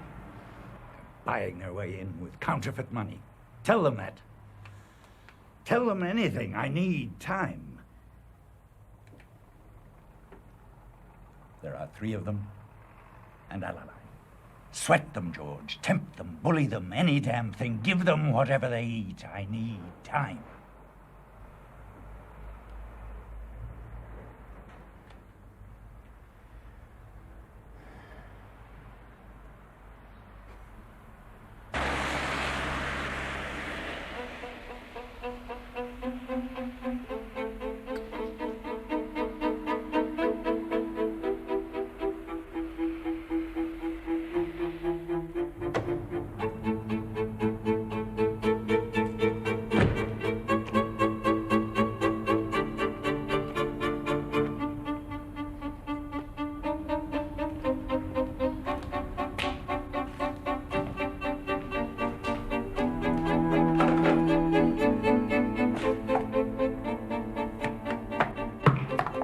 Prompt as ever, Mr. Smiley.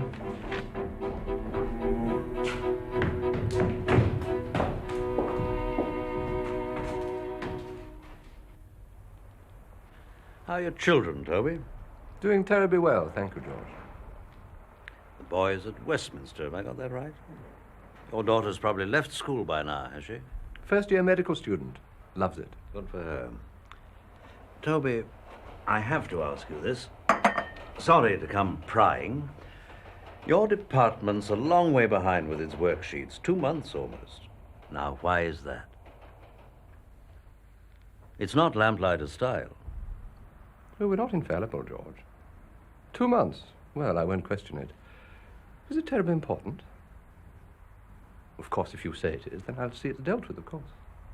The question is, why, Toby? Let me be blunt. Not your style, George. I'm allowed to say that, surely. I am, after all, one of your oldest protégés. Vienna was a long time ago. You haven't perhaps been using your staff for any special jobs lately, have you? Either at home or abroad. I mean the kind of special jobs which, for good reasons of security, you haven't felt able to mention in your returns. Who would I do that for, George? You know, in my book, that's completely illegal. Well, if Percy Allaline, for example, ordered you to do something and not recorded, that would put you in a difficult position. What sort of something? Clear a foreign letterbox, prime a safe house, watch someone's back, spike an embassy. It's all lamplighter work. If Percy told you to do it, you might quite reasonably assume he was acting on instructions from the 5th floor.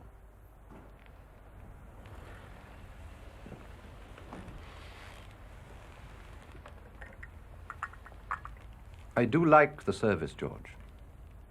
I may be sentimental about it, but I prefer to stay in it. Now, you understand that, you of all people.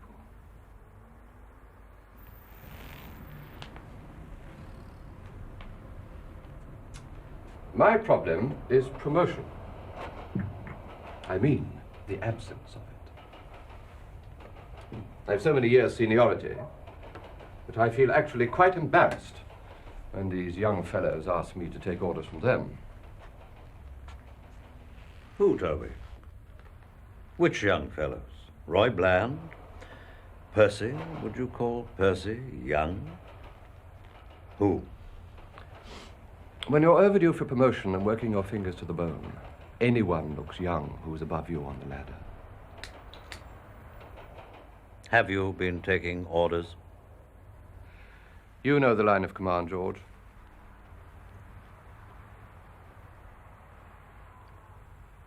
Perhaps Control could move you up a few rungs.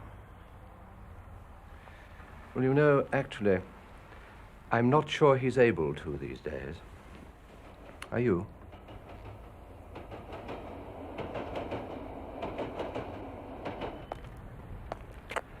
So what's the deal? There isn't a deal, Roy, really. It's just that Control feels the present situation is unhealthy. He doesn't like to see you getting mixed up with a cabal. Frankly, nor do I. So what's the deal? What do you want? What about 5,000 quid out the reptile fund for starters? And a house and a car. And the kid to eat it. Your father would turn in his grave. Let him rotate. The old commie thug. If there's no deal, George, you'll have to tell Control he can get stuffed. I've paid, you see, you know that. I don't know what the hell I've bought with it, but I've paid a packet. Poznan, Budapest, Prague, back to Poznan. Have you ever been to Poznan? Sofia, Kiev, 2 bloody nervous breakdowns and still between the shafts. That's big money at any age, even yours. Oh, no one can deny that, Roy. And you brought me in, remember? If you think I'm going to the bad, you've only got yourself to blame.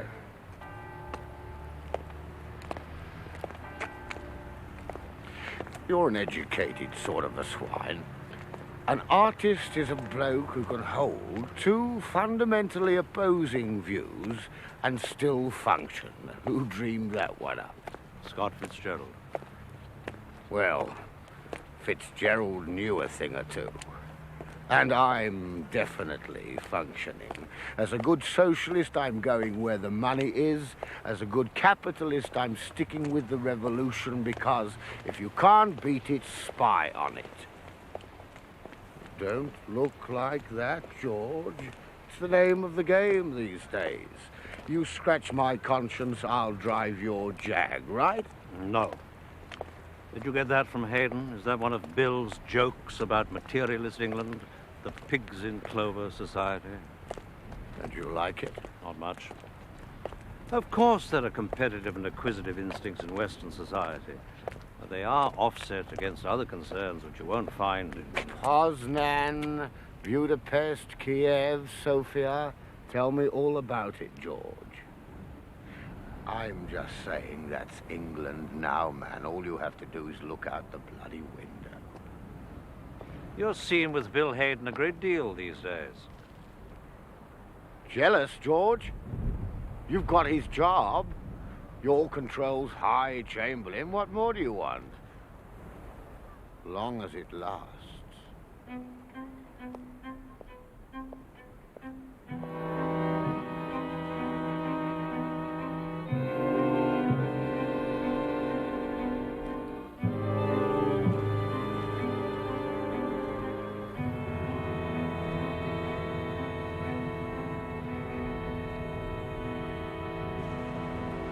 You say you write the reports.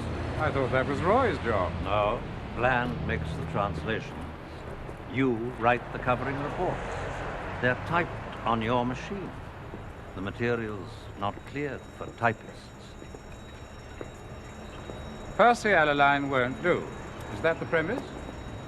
Which means that Merlin won't do either. Poor old Control. He isn't a pickle. Merlin would do if he were my source, wouldn't he? If dazzling bloody Bill here potted along and said he'd hooked a whacking big fish and wanted to play him alone and sod the expense, what would happen then? Control would say, "That's very nifty of you, Bill boy. You do it just the way you want, Bill boy. Have some filthy jasmine tea." He'd be giving me a medal now, instead of sending you snooping round corridors. We used to be rather a classy bunch. Why are we so vulgar these days? He thinks Percy's on the make. So he is. I also want to be head boy. And Toby and Roy have designs on your spot. Since when was ambition an offense in our beastly outfit? Is Anne at home? Send her out to play while you grill your old buddy. Who runs him, Bill? Percy? Who do you think? Carla runs him. Stands out a mile. Lower class bloke with upper class sources. Must be a bounder. Bill? Percy is sold out to Carla. Only possible explanation. Percy is our house mole. I meant who runs Merlin? Who is Merlin? What's going on?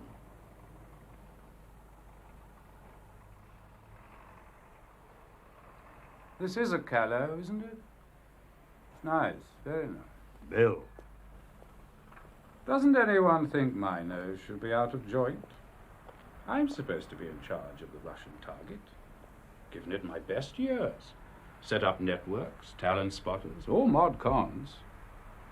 You chaps on the top floor have forgotten what it's like to run an operation where it takes you 3 days to post a letter and you don't even get an answer for your trouble. That's hardly fair to Control. You've heard him 100 times on how he detests the glamour boy agents who hog the budget, how he hates miracles if they put the bread and butter networks out of focus. It's a pity he doesn't have the same hatred of failure. Has he lived with it too long? Face it, George. It's Percy. Percy's success. It's throne Control. And me, a bit. Trouble is, my networks haven't been good enough. This is new. I fancy this very much. Anne gave it me. Making amends? Probably. Must have been quite a sin. How is she? George, cut the cord. Get away from Control. He's cut you out of his life for weeks on end, dispatching you about with errands a probationer could handle. What's he doing up there? He's been going through files of old circus folk heroes from year -1, half of them under the earth already, sniffing out the dirt to see who was pink, who was a queen. He's given us all up, hasn't he? I don't think that's true. Senile paranoia. Control's going potty. And he's also dying. It's just a question of which gets him first.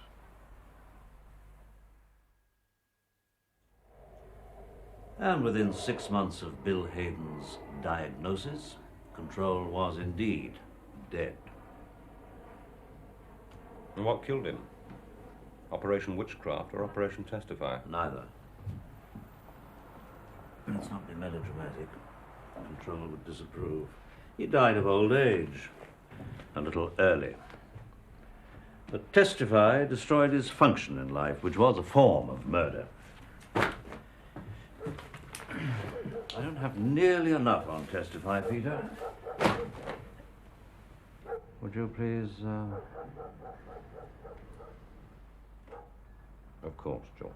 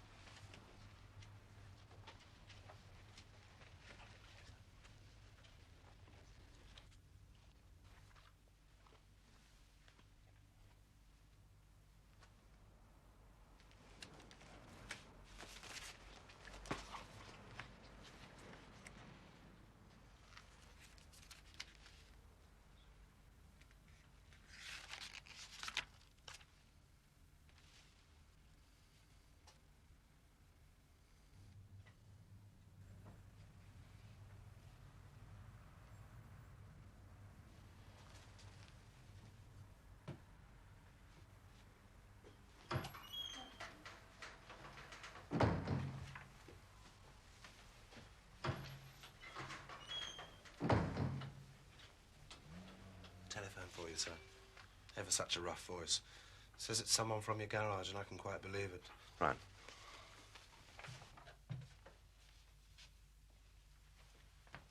Your rude mechanic has some bad news for you.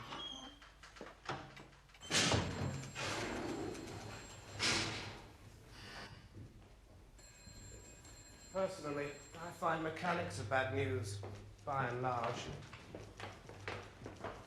Which phone, Alwyn? The one on the left.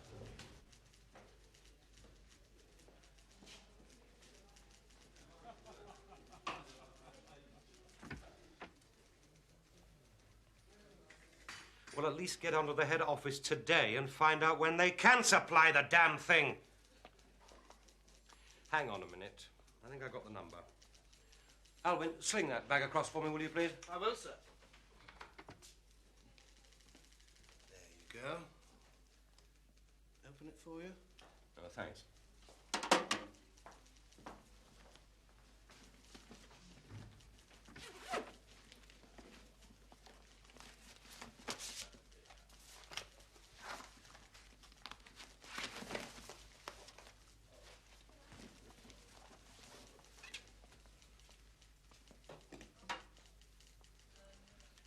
Right, are you ready? The number you want is 437-6299.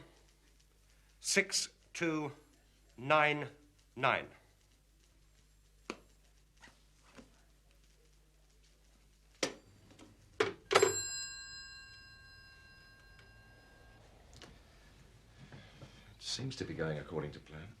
Thank you. Peter does sound jumpy. He might have overdone it a bit there.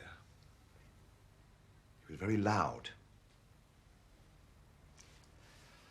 I've seen it happen before. Tough ones who crack at 40. You lock it all away, pretend it isn't happening, and all of a sudden you find them at the desks, the tears pouring on the blotter. I thought I ought to say what's on my mind. I think Peter will manage. You heard something about his murderous assignment in French North Africa, I suppose? Something. Whispers. Peter was overmatched and he lost. His agents were hanged.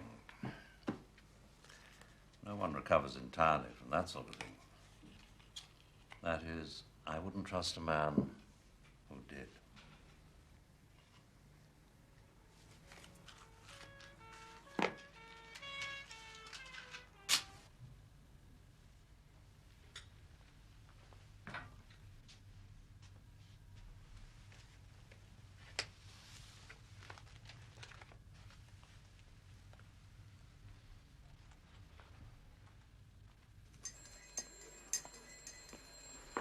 Right, bag, please.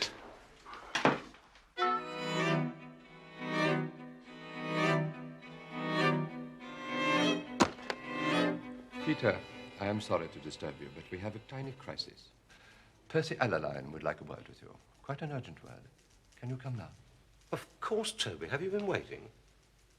Didn't you tell Mr. Esterhazy where I was? We've only just got here, Peter. Your office told us you were doing a spot of deviling. Only, Percy is anxious to speak to you now, you see. Alwyn, there's a midday shuttle to Brixton, isn't there? Yes. You might get transported buzz and ask them to take that thing over for me, will you? Will do, sir. Will do. Percy wants to consult you.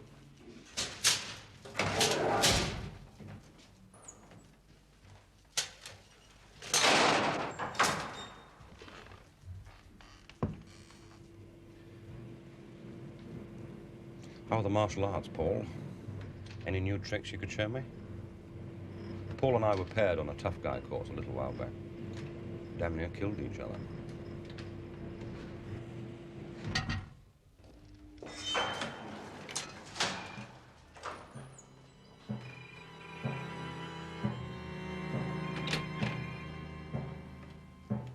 Peter? Please.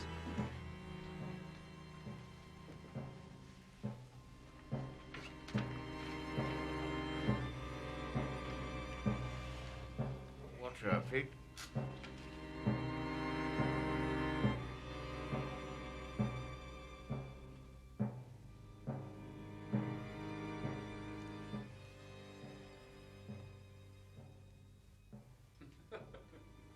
She got the money again.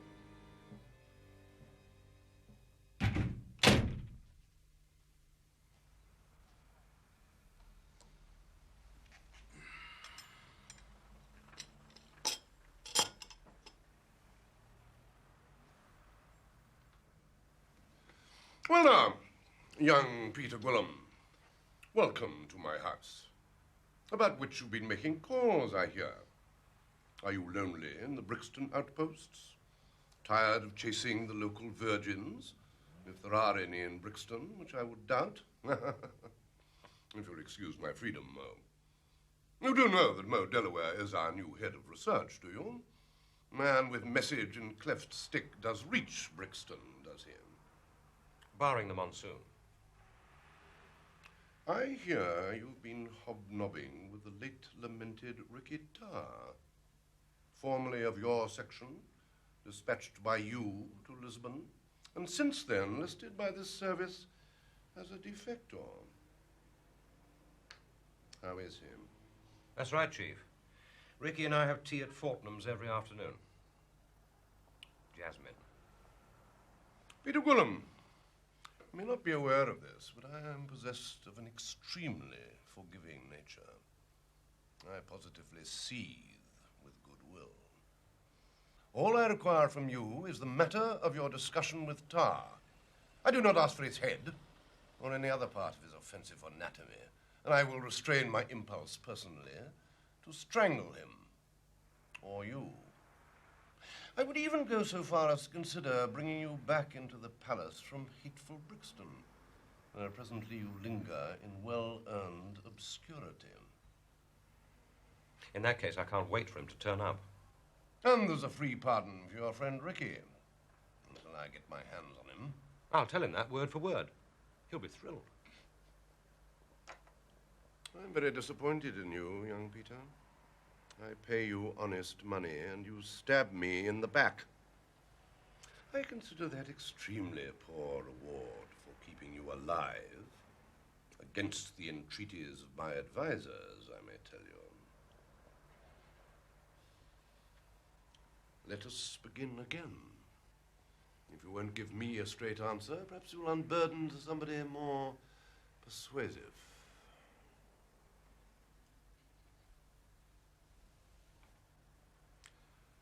Roy.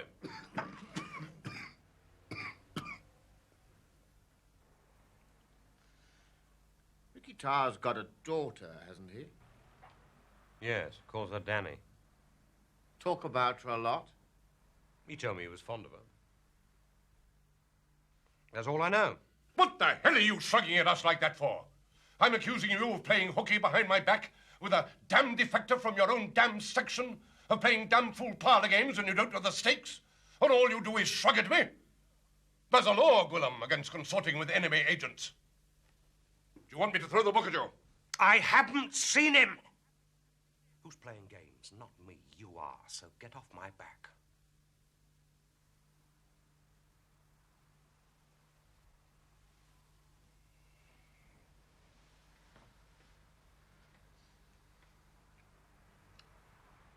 Who's Danny's mother? Eurasian girl. But Tarr likes to think she passes for full European. And the child. 12 years old, long blonde hair, brown eyes, slim. Is that Danny? It could be. So, if I told you that Danny and her mother were due to arrive in London 3 days ago on a direct flight from Tunis, I take it you would share our perplexity? Yes, I would. And you'd keep your mouth shut when we let you out of here. It isn't ordinary flight information, Peter. The source is very private. Ultra sensitive, in fact, Peter. In that case, Toby, I'll try and keep my mouth ultra shut. So, what do you make of it, young Peter? Come on. You were his boss, guide, philosopher, friend. Tell me why Ricky Tarr's in London. You didn't say that. You said his girl and his kid were expected. Don't be obtuse, man. Where little Danny goes, there goes Tarr. Except he'd move first and have his impedimenta follow. Yes? That would be favourite. All right. Tarr was supposed to be sitting in Moscow, and now he's supposed to be back here on the Russian payroll. But why is it all so hot? What kind of plant can he be when we know everything about him? Down to his last attack of swine fever, from which he's only partially recovered, in my view. Excuse my freedom, Mo. I'm sorry, but what kind of plant is that? Well, never mind what sort. Muddying pools, poisoning wells, maybe that damn sort. Pulling the rug out. Now, listen. Just you remember this. At the first peep, the first whisper of Tarr or his lady or his wee bairn, young Peter Gwilym, you come to one of us grown-ups. Anyone you see at this table. but not another damn soul. The name on the passport is Poole. P-O-O-L-E. All three of them. Tar told his woman, so we understand, in case of difficulties, she should come to you. Sign that, Peter, would you?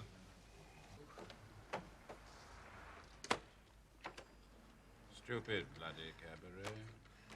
Percy gets more insufferable every day. I wouldn't know, Bill, would I?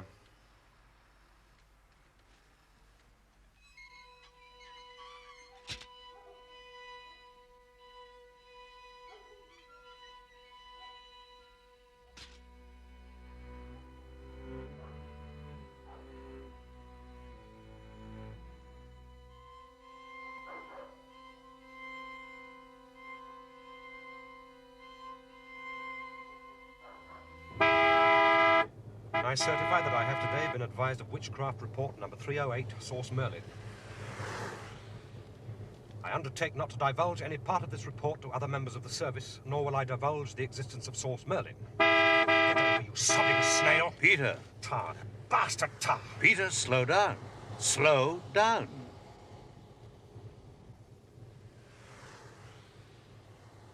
The file on Testify seemed a bit thin. I hope it was worth the sweat. Ricky Tarr's not lied to us, Peter, not in any material way.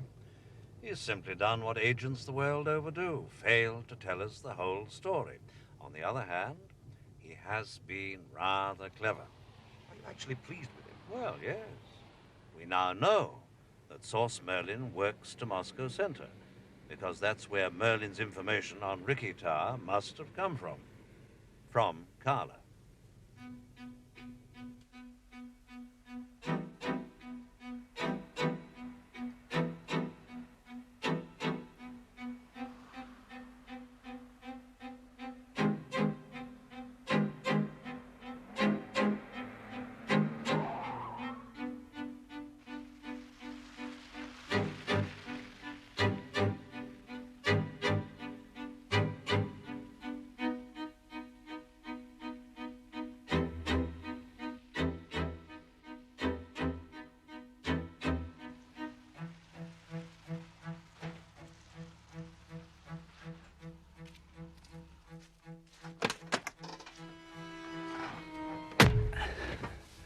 Ricky's been a lot better today, sir. Not nearly so nervy. Well, he did his football poos this morning, and this afternoon we planted some trees in the garden, and then this evening we had a nice game of cards. Has he been out alone? Oh, no, Mr. Smiley. Used the telephone? Oh, wouldn't dare, sir. Has he talked about his daughter, Danny, or her mother? Well, he did over the weekend, sir, but well, he sort of cooled off about them since. I think it's in view of the emotional side. Did he ever mention any arrangements for meeting them again?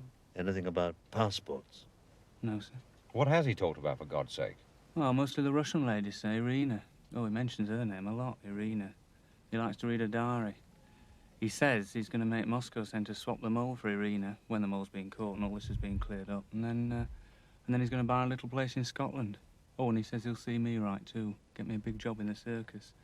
I just listen, of course. Right.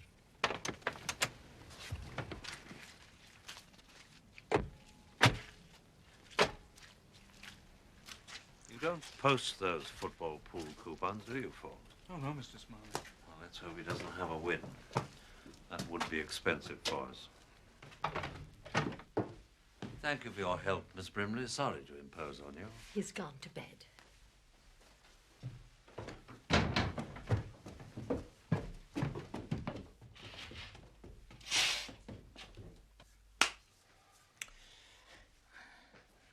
I must ask you once more.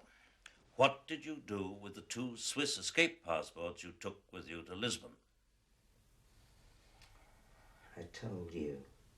Burn them.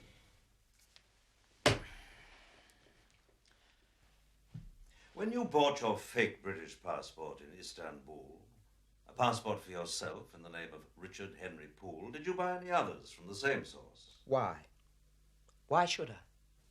To protect your child and her mother. That seems quite reasonable. After all, it wouldn't be a very gallant act to leave the woman and the child you love to the mercy of the Moscow hood on your tail, while you escape to all this VIP protection. It's horrible to think of. Truly horrible.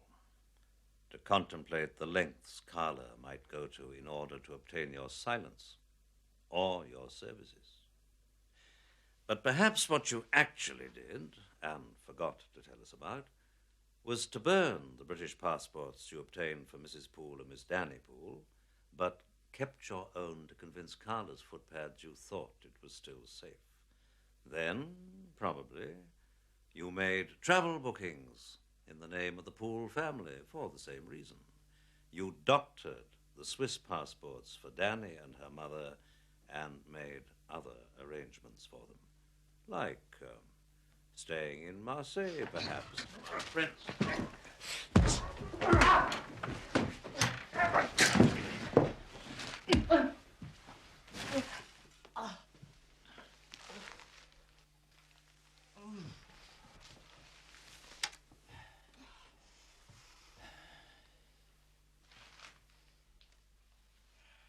I don't know where they are, but I'm sure no harm has come to them. Does that satisfy you? Maybe you should keep a closer eye on your own damn woman and leave mine alone. No, Peter. Perhaps it's just as well. I shouldn't know where you've hidden them, so long as you don't try to communicate. Unless, of course, you want me to help in some way, money or whatever. No need. Let's trust each other, shall we? Are we friends again, Mr. Gwilym? It won't be long now. Have you got all you need? Can I have my gun back? Yes. Oh, why not, Peter?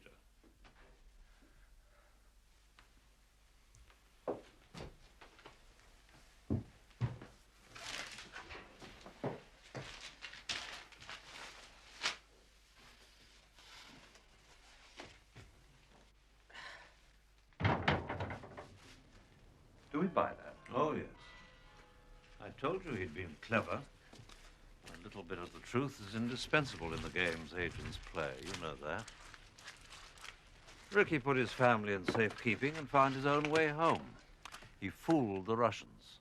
If Carla had a deal with him, do you think you and I would be alive and well and living in hope?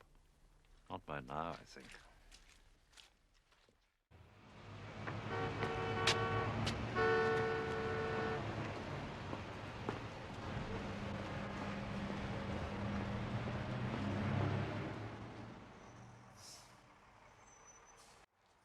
Operation Witchcraft, Alaline to Minister. Extremely secret and personal. We spoke. Merlin, as you may have known for some time, is not one source, but several. It would do the Treasury no harm to learn, because he was enjoying himself, wasn't he? To learn that Merlin's 10,000 Swiss francs a month in salary and a similar figure for expenses and running costs are scarcely excessive when the cloth has to be cut so many ways. Then he adds, nevertheless, I regard it as paramount that knowledge of the London house and the purpose for which it is used remain absolutely at a minimum. Well, in a sense, Percy Allaline's quite right about Merlin. Of course, Merlin represents several sources, various departments of Moscow Center, with Carla queuing them in on the basis of the most timely material of the given moment. Sometimes he likes to direct circus attention to a topical subject, sometimes to deflect it. For example, after Ricky Tarr's encounter with Irina in Lisbon, Merlin delivered some vivid insights on the ideological penetration of the United States. But Carla doesn't know what Tarr's done with the information from Irina. Which brings us to your interrogation by Alaline and his reference to Tarr's probable role over here in muddying pools, etc.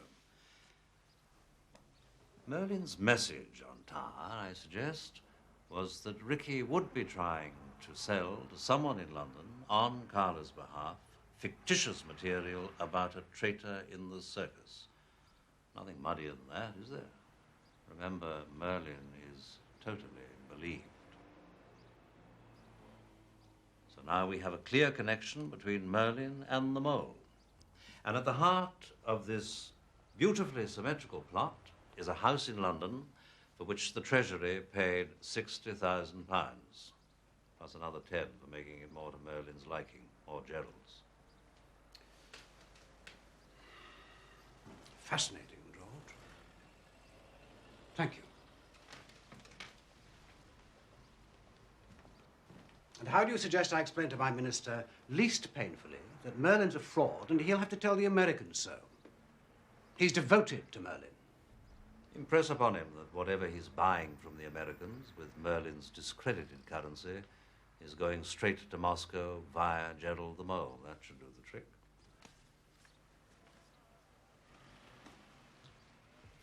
This document is not one you've asked me to bring. It arrived only today. Source unknown. According to a recently released prisoner from Lubyanka jail, Moscow's center held a secret execution in the punishment block in March. The victims were 3 of its own functionaries. All were shot in the back of the neck. One was a woman. Ricky Tarr mustn't know. It's vital he gets no wind of this. God knows what he'd do or not do if he found out Irina was dead. And we may need to make further use of him. Do you really believe all that guff about Tarr being in love with her? The little homestead in the Highlands, the avenging lover, the honourable Ricky Tarr? He may feel compelled, Peter. Everybody has a loyalty somewhere. He mustn't know. I agree. Now, George, I've wrote all I could find on Jim Frieda, such as it is. Thank you. Frieda and Bill Hayden were really very close, you know. I hadn't realized. Yes. Thank you. Operation Testify. We still need to understand what happened, or rather, why it happened. The file you borrowed, Peter, does at least give us a nudge in the right direction. I think I know who to talk to next. Your day was hardly wasted. I am glad of that, George. We've traced Prida. He's become a teacher. Thursgood Preparatory School for Boys. It's in the West Country. Right.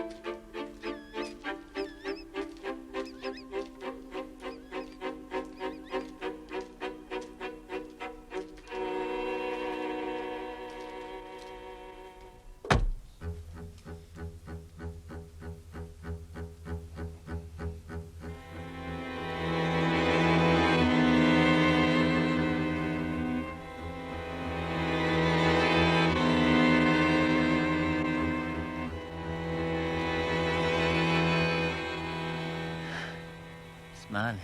Jim.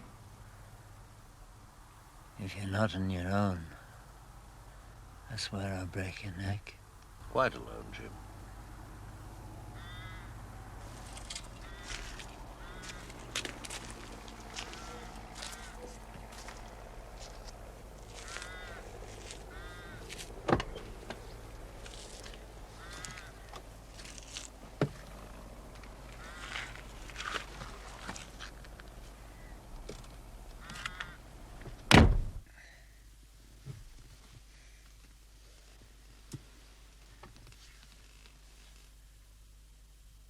God damn you, George. What the hell do you want? I'm sorry, Jim, but I have to know what happened. I'm finished, man. They told me to draw the line. I've drawn it. How'd you like schoolmastering?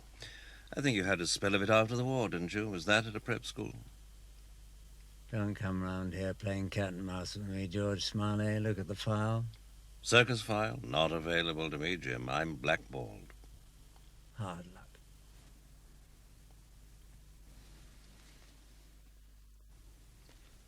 I've had access to a few papers, which Lacon borrowed for me. Pretty old stuff. Part of it went right back to your undergraduate days when you and Bill Hayden met at Oxford. There's a letter Bill wrote about you to his tutor, Fanshawe, circus talent spotter, in which Bill named you as suitable material for British intelligence. I can quote the odd line from memory. He has that heavy quiet that commands. He's my other half. Between us, we'd make one marvelous man. He asks nothing better than to be in my company or that of my wicked, divine friends. And I'm vastly tickled by the compliment. He's virgin, about 8 foot tall, and built by the same firm that did Stonehenge. Christ. Oh, Christ, man, we were children. Yes, of course. What do you want to know? I thought we could at least be comfortable while we talk. It isn't far.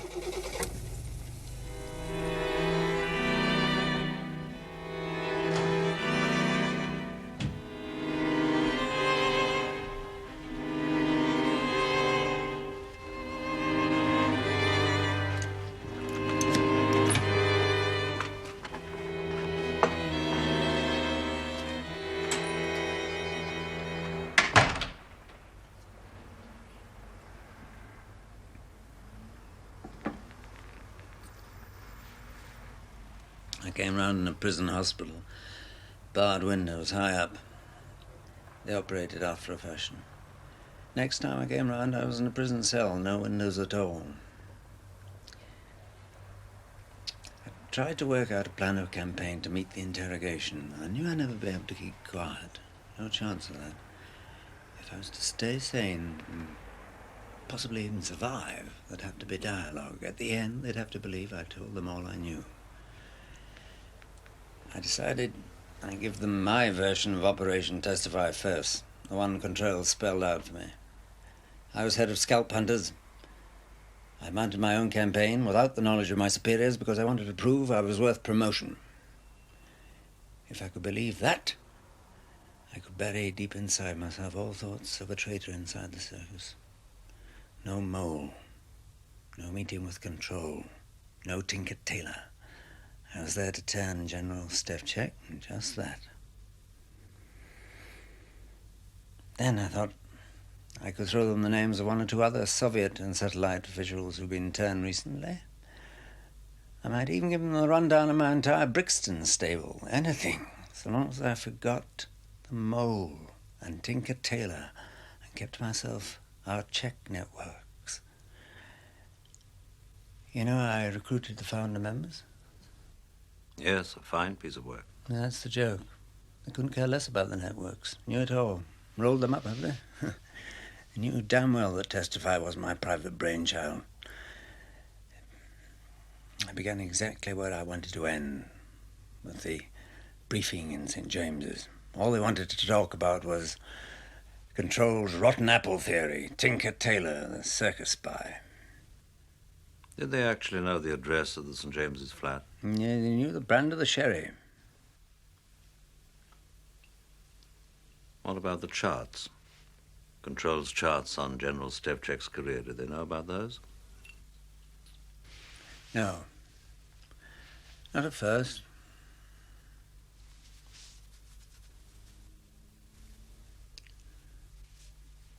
Tell me about the networks. Did anyone get out? No. It seems they were shot. The story is you blew them to save your own skin. I know that isn't true, of course.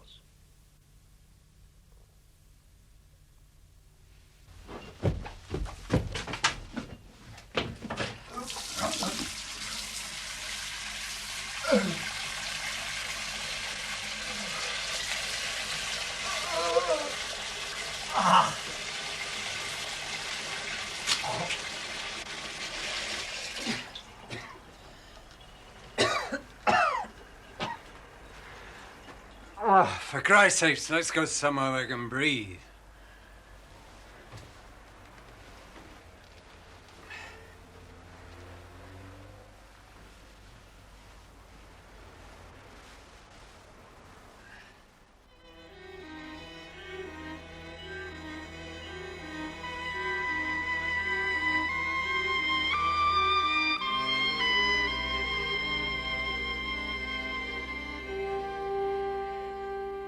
They moved me about a lot. Different rooms, different prisons, depending on who was doing the interrogating and what methods they wanted to use. There's quite a lot of muscle. Electrical, most of it. Yes, movement. Cars, lorries, corridors, cells. Once in a plane, I was hooded for it and passed out soon after takeoff. Punished for that. I think I was in Russia part of the time. Would you like to stretch your legs? Might help.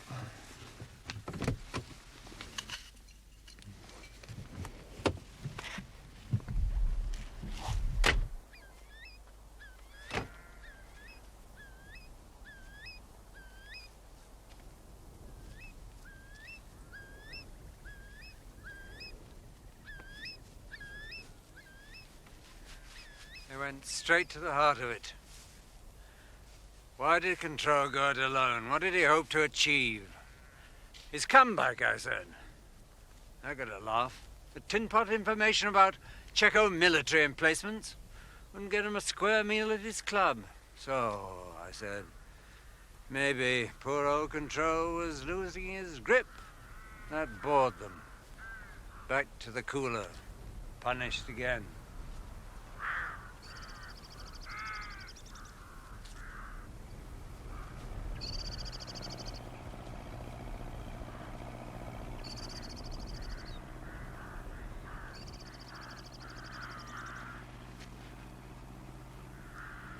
You know, I hoped I'd go mad.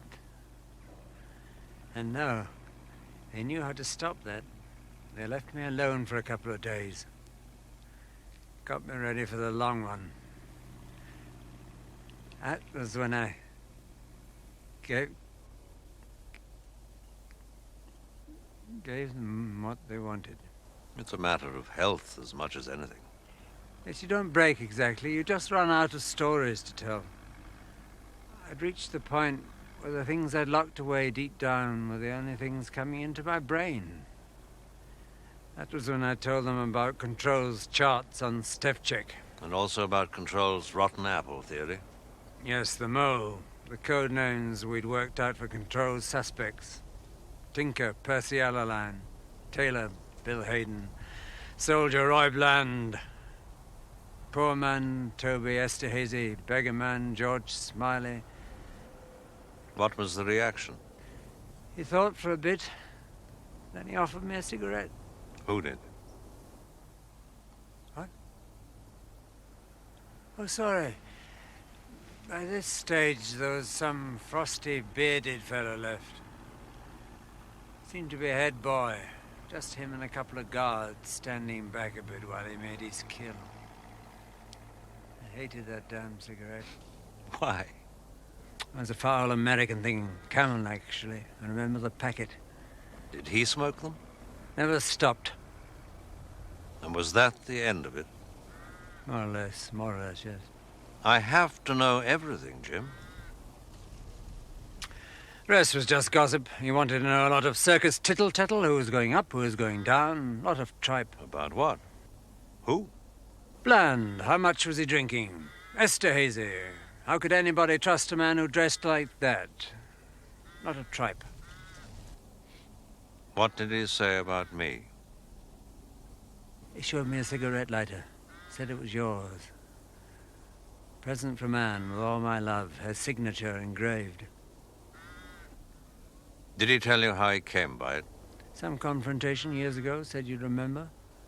Anything else? Oh, come on, Jim. I'm not going to weaken at the knees just because some Russian hoods made a bad joke about me. He reckoned that after Bill Hayden's fling with her, she might care to redraft the inscription. I told him to his face he could go to bloody hell. You can't judge Bill by things like that. He's got different standards. He was certainly never one for regulations. And you were never one to see him straight. That's it. Everything.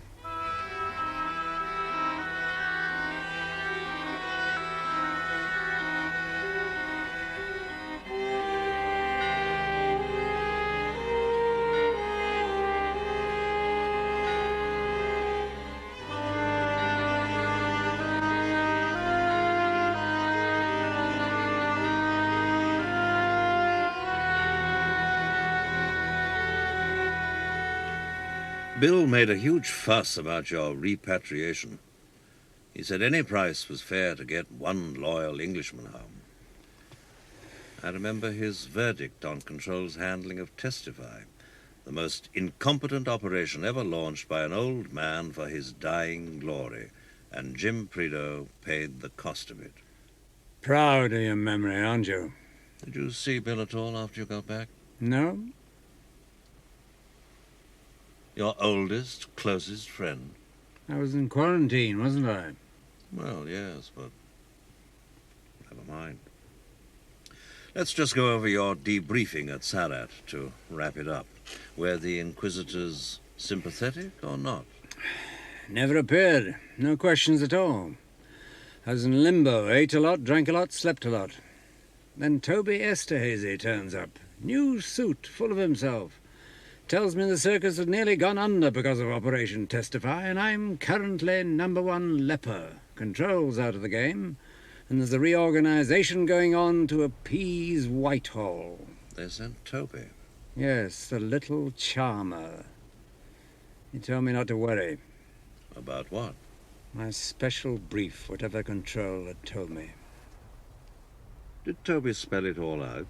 He said a few people knew the real story, and I needn't worry because it was being taken care of. All the facts were known. Were they indeed? And then he gave me 1,000 quid in cash to add to my gratuity. Who from? Didn't say. Didn't all this strike you as a bit odd? No Inquisition. Toby throwing loose money around. After all, through you, the Russians had discovered the exact reach of Control's suspicions about a traitor in the circus.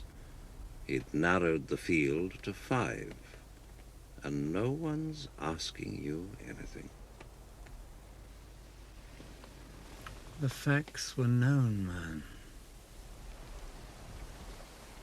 Toby ordered me not to approach anyone or to try and make my story heard. The circus was back on the road. I could forget Tinker, Tailor, and the whole damn game. Moles, everything. Drop out, he said. You're a lucky man, Jim. Forget it, eh? Forget it. So Toby actually mentioned Tinker Tailor to you. However did he get hold of that?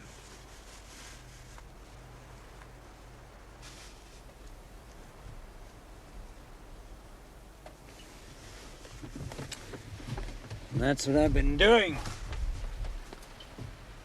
Obeying orders and forgetting.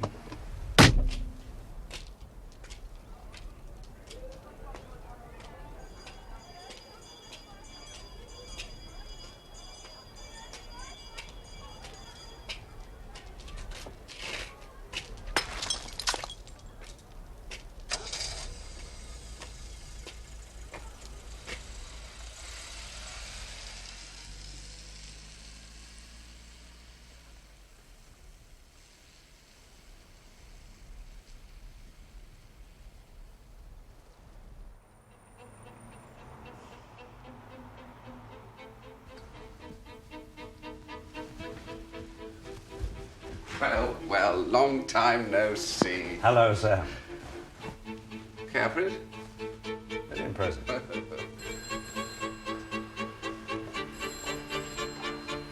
selling washing machines, anyway. It's a bit odd putting the dinner jacket on at 10 o'clock in the morning, of course. Reminds me of diplomatic cover, come to think of it.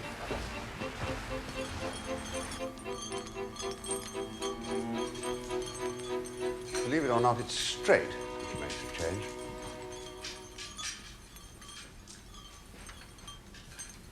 We get all the help we need from the arithmetic. I'm sure you do.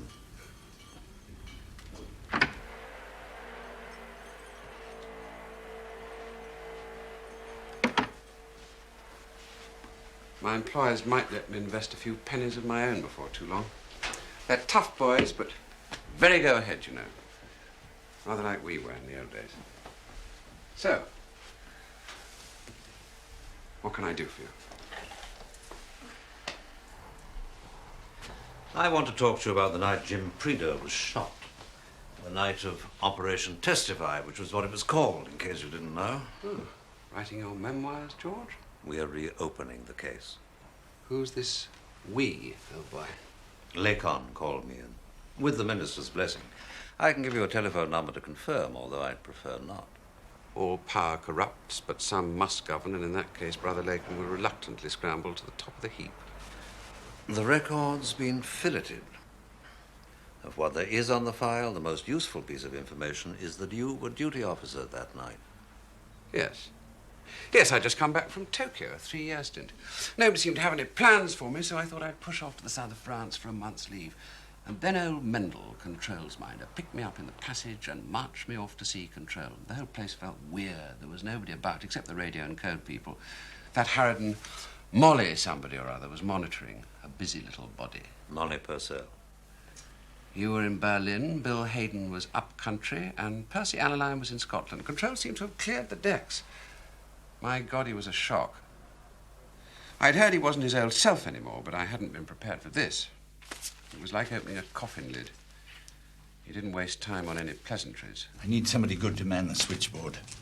It's got to be an old hand. I could bring in somebody from one of the outstations, but you're better, because you've been away for so long, away from the infighting and the vendettas around this place. You don't know what I'm talking about. That's good. Just do exactly what I tell you. There could be a crisis tonight. I've got a man doing a special job. It's of the utmost importance to the service. The service, it's for us. It could change everything for us. Your job tonight is to act as cutout. Cutout between me and whatever goes on in the rest of the building. If anything comes in, radio signal, phone call, letter, anything at all, no matter how trivial it seems, you are to wait. Wait until the coast is clear and then bring it straight to me by hand, Sam. You don't use the internal phones. You don't put anything down on paper for future reference. Is that understood? And when it's all over, you're not to breathe a word about it. Never. Not to anybody. Not to Smiley. Not to Hayden. Not to Bland. Nobody. What if I have to send out something? Only what I tell you.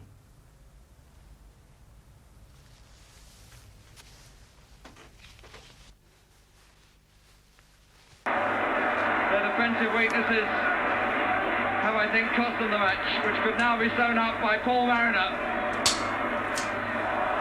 Or by Woods. 2 are still down. Or by Muren. Or by Walk. And in the end, by none of them. Unbelievable. And Paul Mariner is completely flat. And he deserves a great deal better than that, because I think by shade he's my man of the match. Bollocks.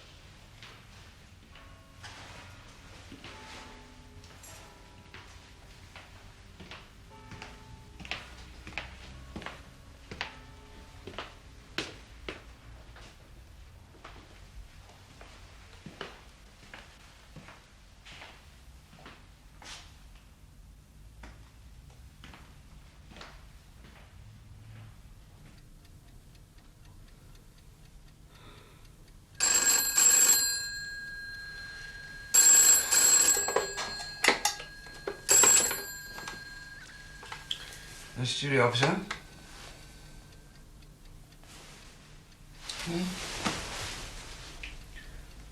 Right. Yes, I see. Yeah, well, I have to call you back. It all sounds very unlikely.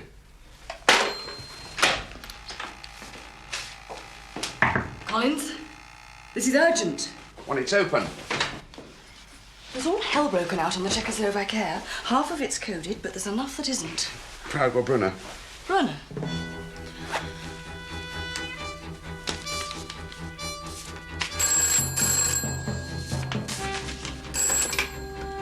Yes? All right, Molly, keep listening.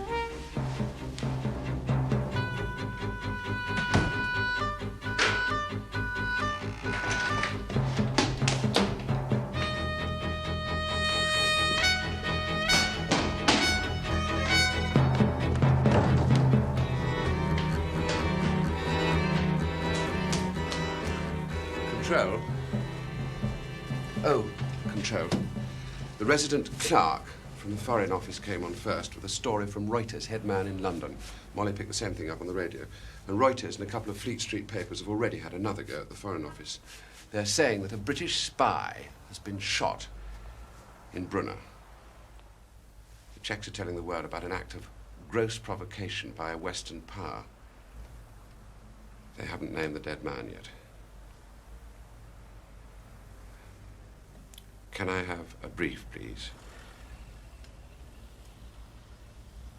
Control, I need a brief. We must say something. Do you want me to deny it? A flat denial, just to start with. Do you want me to get someone else in?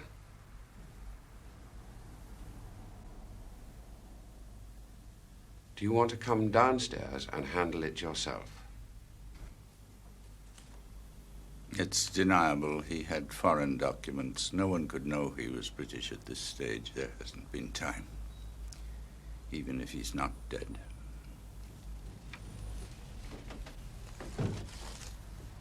Find Smiley.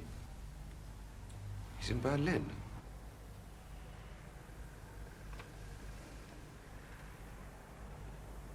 Yes.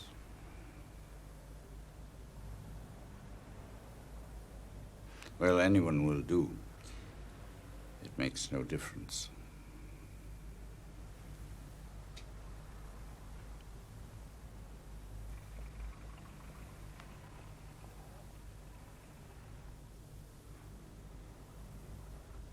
Tell Mendel to get me a taxi.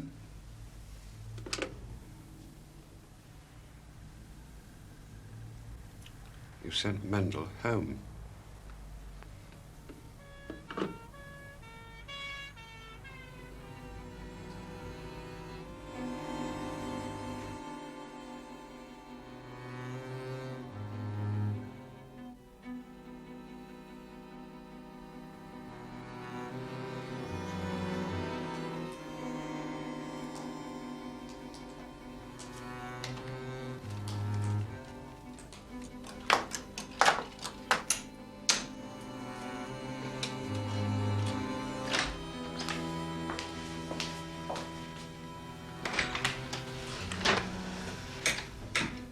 He's been named. Hello? Hello. Hello, is that Mrs. Smiley?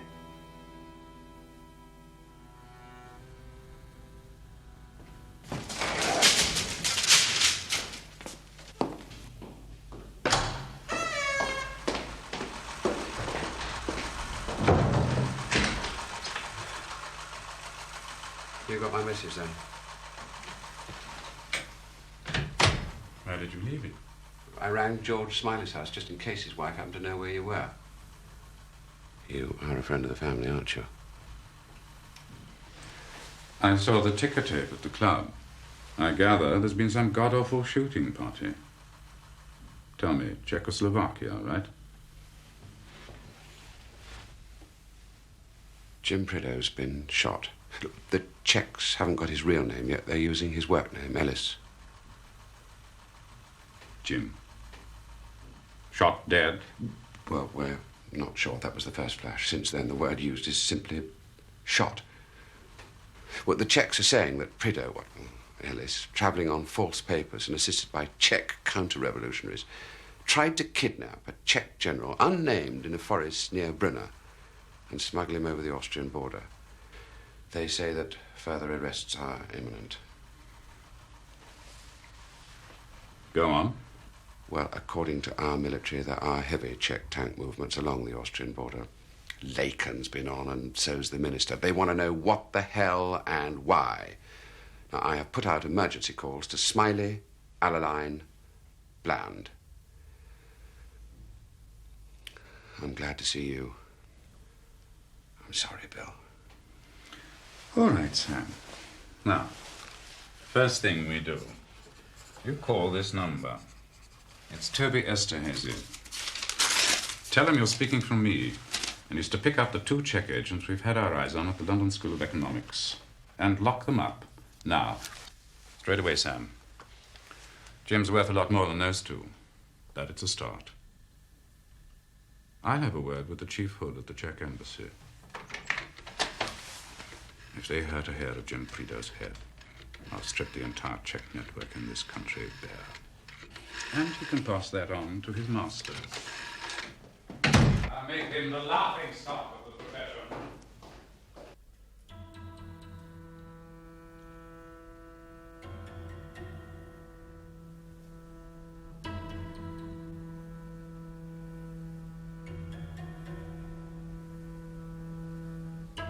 I'm bound to say Hayden was a treat to watch. I used to think of him as a pretty erratic sort of devil. Not that night, believe me. He virtually dictated a press statement for the Foreign Office to put out. And there it was the following morning in the Sunday papers. Prague radio's sensational revelations dismissed with dignified scorn. I found it good light reading over breakfast at the Savoy. And then you went to the south of France? 2 lovely months. Did anyone question you again? Percy Alaline. Well, he was acting chief by then. You were out on your ear and Control was in hospital. Percy wants to know how I'd come to be doing duty officer on the fateful night. That chap Masterman was down for it. Well, I told him what I'd put to Masterman, that I'd know at a kip and a quiet weekend in the circus would save me a bit of spending money for the south of France. Percy said I was a liar. And that's why they sacked you? For fibbing? Alcoholism. There were 5 empty beer cans in the duty officer's wastepaper basket. Well, there's a standing order against booze on the premises. So what was your offence, George? Oh, I couldn't convince them that I wasn't involved. Oh, well, if you want anyone's throat cut, give me a buzz. Sam, listen. It was too late for Hayden's club to be still running ticker tape, wasn't it? He was making love to Anne that night. You made a guess at that, and you were right. You telephoned her. She told you he wasn't there, and then as soon as you'd rung off, she pushed him out of bed. And Bill turned up an hour later, knowing about Checo. But you didn't tell Anne about Checo.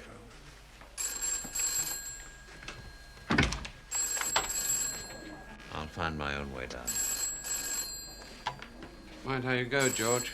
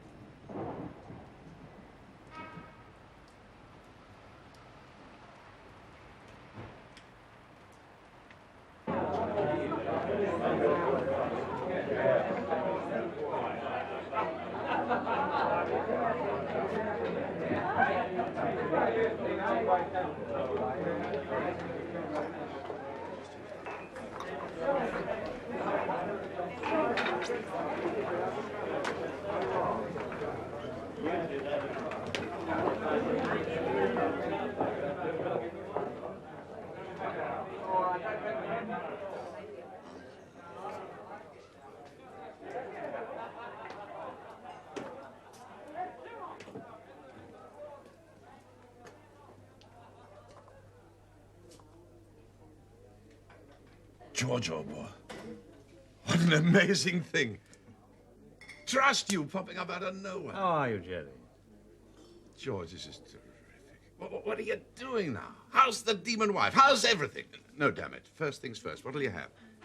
You don't fancy a bottle of the bubbles, do you? Shall we? A brandy and ginger ale would suit me very well, thanks. You sure? All right. Hey, Linda, sweetheart.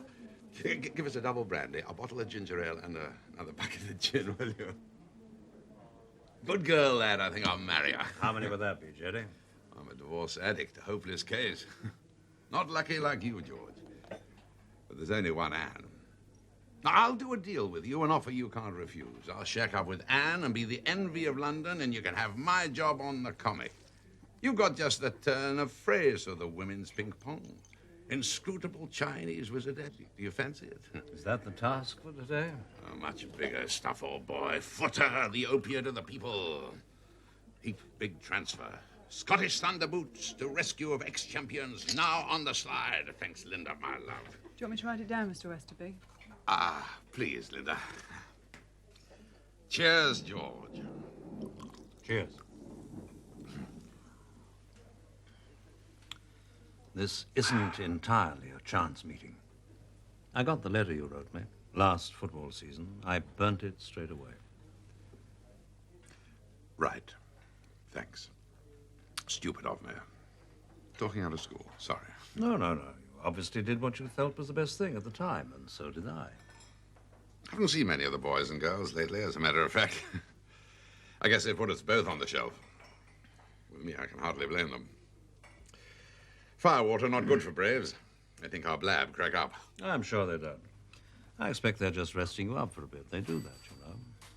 In case you've been wondering, I didn't tell anyone else about your letter. I was out of favor, indeed, out of work by then. Writing to me wasn't what put them off you, if that's what you thought. In your letter, you said you were a bit worried about Toby Esterhazy. Felt sure to get something off your chest. Yes, well, I got all xenophobe and suspicious. Thought Tobe had gone a bit haywire, as a matter of fact. I should talk. Tell me now. You'd just come back from Czechoslovakia, hadn't you? Last job I did for Tobe. Looks like the last I'll ever do. Letterbox job? Yes. Nothing to it, really. Telephone kiosk, ledge at the top, dump a little package, ready for collection. That was Budapest, the Czechoslovak thing I ran into by accident. I had to go on to Prague, you see, for the comic. Nothing to do with Tobe. Linda, sweetheart. And again, Mr. Westerby? Please, my beauty. Oh, no. You've got time to eat? Mm-hmm. We'll go Dutch on that, shall we? I was in this bar in Prague. Always use it. Locals go there, all sorts. Anyway, I got in with this crowd at a corner table. They're playing the squeeze box. We're all hugger-mugger to the music. Oh, thank you, Linda, my love. And there's this kid with a pudding bowl haircut. Army, obvious. Anyway, he's on leave, well in his cups, and he knows I'm English. And he suddenly says, "Do I want to know the truth about the British spy who got himself shot up by the Russian secret police?" Just like that. Yells it right in my ear. I played dumb, of course, and he goes right on with it. You know the Jim Prideaux shambles. Well, the kid was belly aching about the trials and tribulations of being a foot soldier of the line. It seems that on the 2 nights in question, he and his mates were being chased around the place till they were dizzy. Make camp, break camp, move up, move back, fix bayonets. But the big point was the Russian contingent. Full war paint, tanks, motorbikes, tracker dogs, and a big carload of very sinister civilians. Dirty work afoot in the forest. Up near the Austrian border, this was. So, my little friend, being a sassy little devil, decides to ask his sergeant what's it all about. "Look, Sarge," he says, "what's going on? Are we being invaded, Sarge?" "No, son," says the sergeant.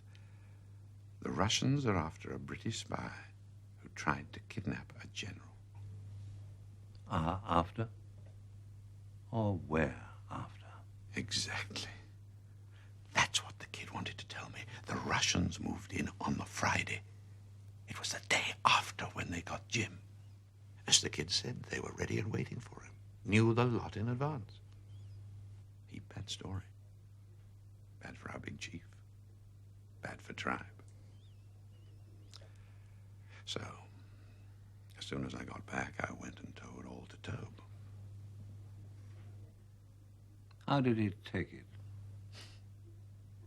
But to begin with, it was thanks a million, Jerry, old boy. He'd go and powwow with the top brass. And then the next morning... You're so plastered these days, you can't tell fact from fiction. You're an embarrassment. You go on a bender, drink yourself into cloud cuckoo land, and come staggering back here with a load of tripe like this. You're pathetic. Now, look, old boy. I don't want to hear any excuses. I had to report what I heard. Yes, you believed every stupid word of it, didn't you? Swallowed it like mother's milk. A load of half-baked rumors, you come spreading them around here. What you can remember through your alcoholic haze. I didn't forget a thing. Well, you will now. You'll forget the lot. Don't you see? The boy was a plant. Provocateur, in layman's language.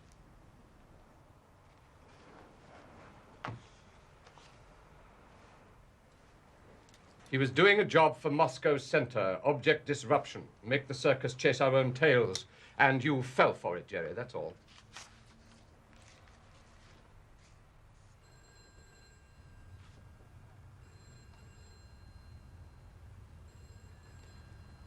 Okay, Toby, you know best. If you don't want the story, that's your business. I do it for the paper. You'll what? Not the bit about the Russians getting there first, of course not, but the rest of it's all good stuff. The story wasn't covered very well at the time, just the official statement.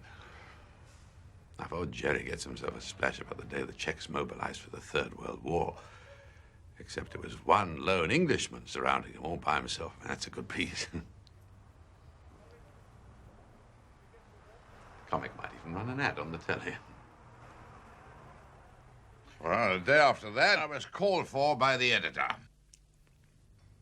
The editor, I mean, not the sports bloke. He tells me some clown has been on the phone with a formal warning. Keep that baboon, Westerby, off the Checo spy story.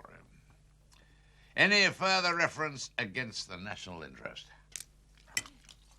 End of message. So, I didn't get the Reporter of the Year award. Can't, can you, when your story's on the spike? Cheers. But you didn't spike it entirely. I mean, you wrote to me. Dropped the letter in by hand.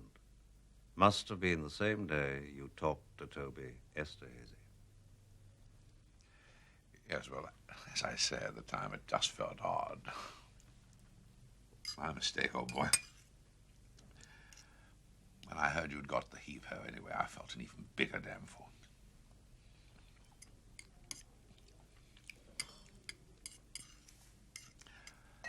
I thought it was you who phoned the editor, you see. It wasn't. Of course not. Sorry, old boy. Nothing untoward going on, is it, old boy? I mean, Tribe hasn't gone on the rampage or anything.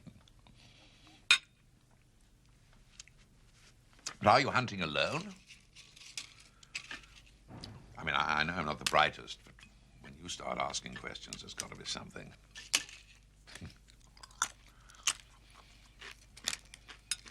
All I'm saying is, any time I want. Thank you, Jerry.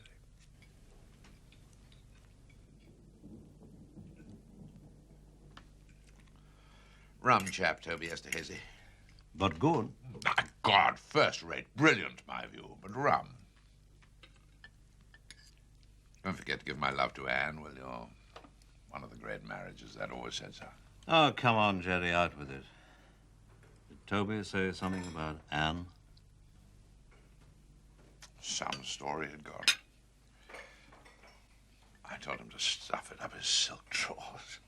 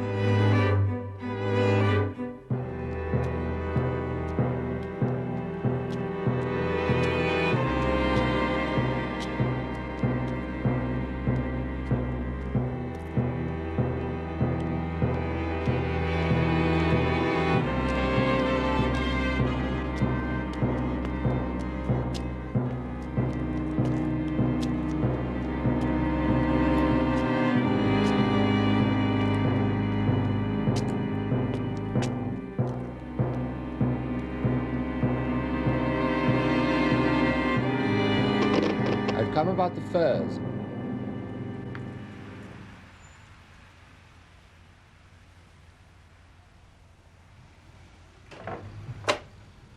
Hello, Toby. Peter?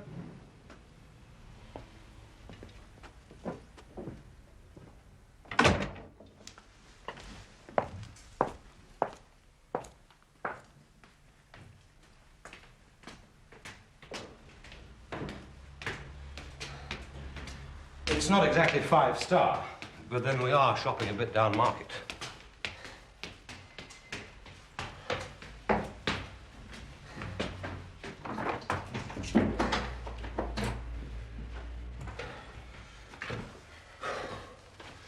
Safe houses I have known.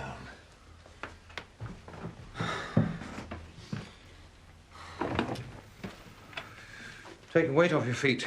Won't be long.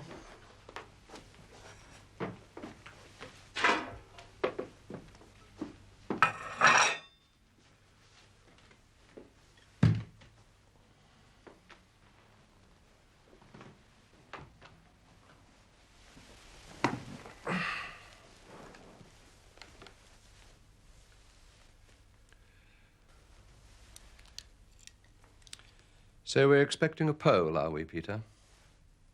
A Pole in the fur trade you think I might like to take on as a courier? I'd like him on my own payroll for preference. It looks useful. But what's the point?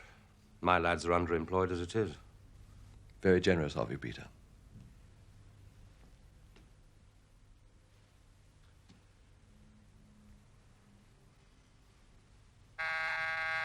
Stay put, Toby.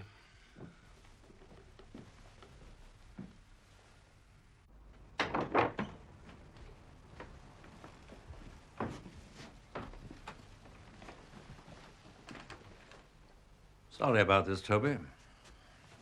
Against the wall, Tobe. Did he come alone, or is there some little friend waiting down in the square? Looks all clear to me, sir. Go back to the other room and don't take your eyes off the street.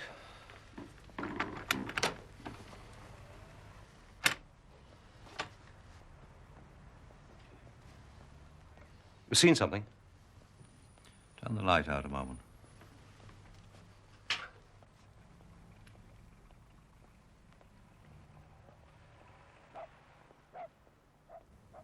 Just a shadow, I suppose. Yes, I think so.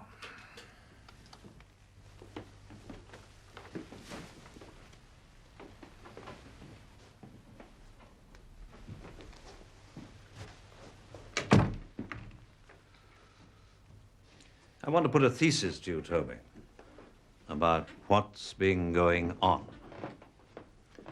Let's cast our minds back, say, about 18 months, when Control is still with us.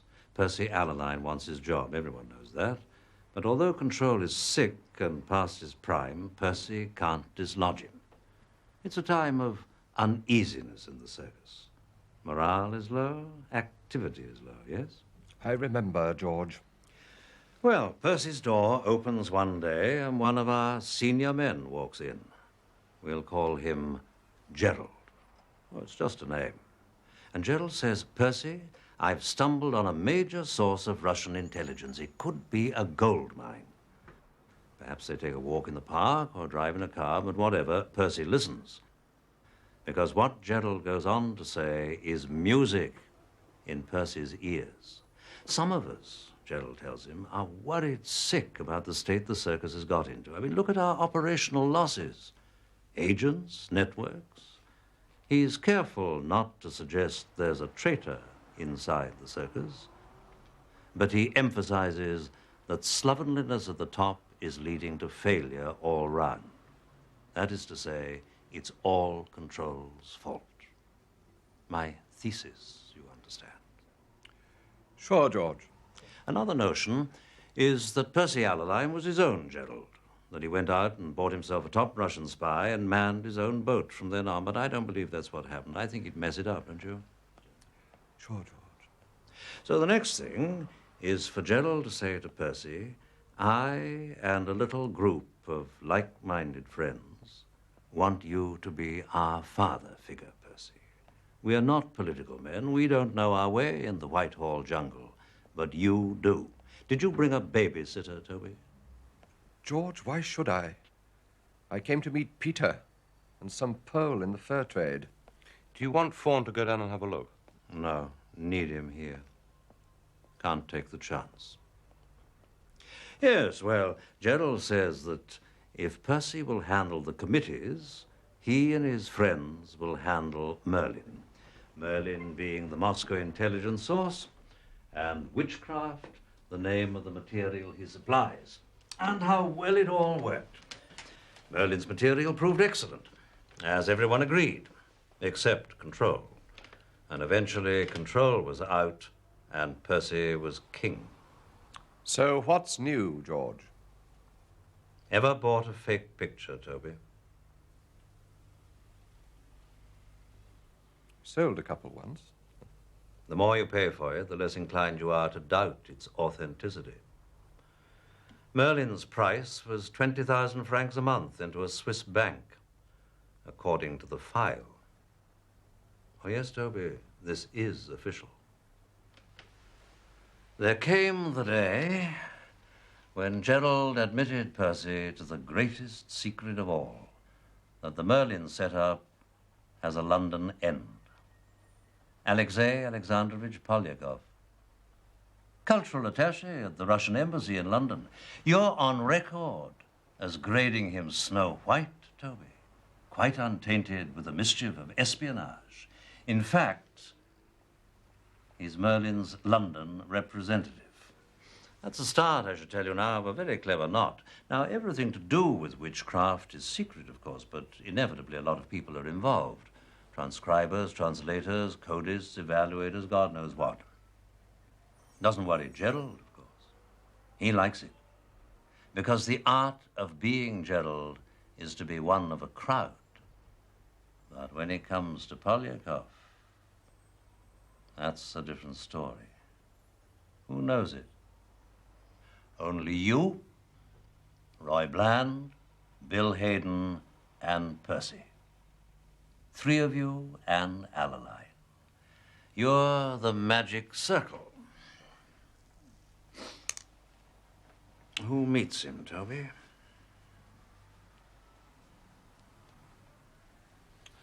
For God's sake, let me sweat the bastard.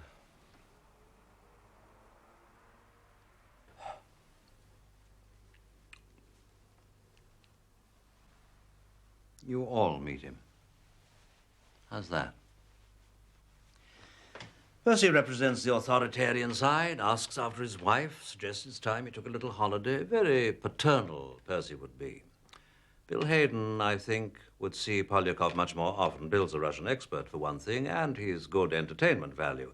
I'd expect Bill to shine when it comes to the briefings and follow-up sessions, making sure the right messages went back to Moscow. Roy Bland's good on economics as well as being top man on the satellite countries, so he'd have plenty to chat about. Then there's you, Toby. You'd have your solo sessions with Polyakov because there's tradecraft to discuss and all those little snippets about goings-on inside the embassy, which are very much your field. And if the Magic Circle wanted Polyakov to do some photography inside the embassy, it would be you who would supply the film. Replenish his stock from time to time. Take him little sealed packets. Toby, you wouldn't be lying, would you? Did you bring a babysitter? Cross my heart, George, I swear to you. What would you use for a job like this? Cars? No, on foot. Keep walking them through. How many? 8. 10, maybe. What about one man alone? One? Never. Impossible. I can call Mendel to take a look. I'm sure Toby's right. Listen, George. I know Polyakov works for Moscow Center. Of course I do. We all know. But come on. Think how many other operations we've run this way. We've bought Polyakov, right? He's a Moscow hood, but he's also our Joe. Now, he's got to pretend to his own people that he's spying on us. So we've got to give him one or two goodies now and again. Sure, I've passed him the odd sealed packet. Chicken feed. So he can send them home and Moscow sent to clap him on the back and tell him he's a big man. It happens all the time. Now, come on, George. You know the game. So are you Polyakov's agent inside the circus? Someone has to be. If Polyakov's cover for meeting you people is that he's spying on the circus, then he must have a man on the inside, mustn't he? Polyakov can't report back to Moscow Center after he's picked up a great load of circus chicken feed and just say, I got this from the boys. He's got to have a whole history. How he selected his man, courted him, bought him, how they meet and where. The whole paraphernalia of running a double agent, and all this in Moscow Center's archives. You, Toby? Toby Esterhazy masquerades as a circus traitor in order to keep Polyakov in business. My hat, Toby. A dangerous job like that deserves a whole chestful of medals. You're on a damn long road, George. What happens to you if you never reach the other end? With Lakon and the minister behind me? Why become the little guy? Why not go for the big ones? Percy Allerline, Bill Hayden. Thought you were a big guy these days. You're the perfect choice, Toby. Resentful about slow promotion, sharp-witted, fond of money. With you as his agent, Polyakov has a cover story that really sits up and works. The big three give you the little sealed packets of chicken feed, and Moscow Center thinks you're all theirs. The only problem arises when it turns out you've been handing Polyakov the crown jewels and getting Russian chicken feed in return. If that's the case, Toby, you're going to need some good friends, like us. Gerald, of course, is a Russian mole, and he's pulled the circus inside out. But witchcraft material isn't chicken feed. It's the best. It was good at first. Listen, George. Suppose you're wrong. Toby. Who told you to muzzle Jerry Westerby? The same person who sent you down to Sarat with £1,000 for Jim Prideaux and the instruction, get lost? Speak up. Was it Percy? I think so. Maybe it was Bill, though. Well, listen, it was a big operation. Sometimes Roy. It never seemed to come straight from one. There was a committee. I took a lot of orders. You told Prideaux to forget about Tinker Tailor. Where did that come from? I never knew what that meant. Now, George, that's the truth. Poor Toby. Yes, I do see. What a dog's life you must have been leading, running between them all. George, if there's anything I can do of a practical nature... Oh, you know me, George. My boys are pretty well trained. Now, if you want to borrow them... I'd have to speak to Lakon, of course. But, well, you'd expect that.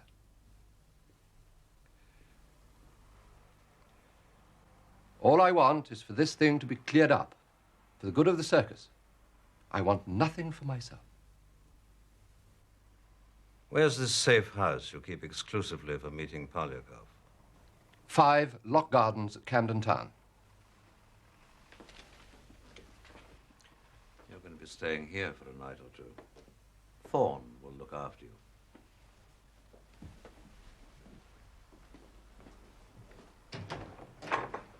Fawn, you'll have to make appropriate explanations to the circus by telephone. You're having girl trouble or whatever sort of trouble you're in these days. Then there's your wife, of course. Sure, George. I can handle that. If he's any bother, Fawn, use your own discretion.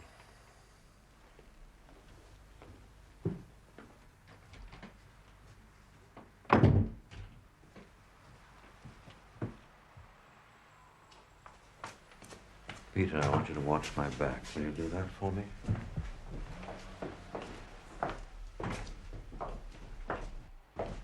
Look for one man, but look. We will join up at Sussex Gardens.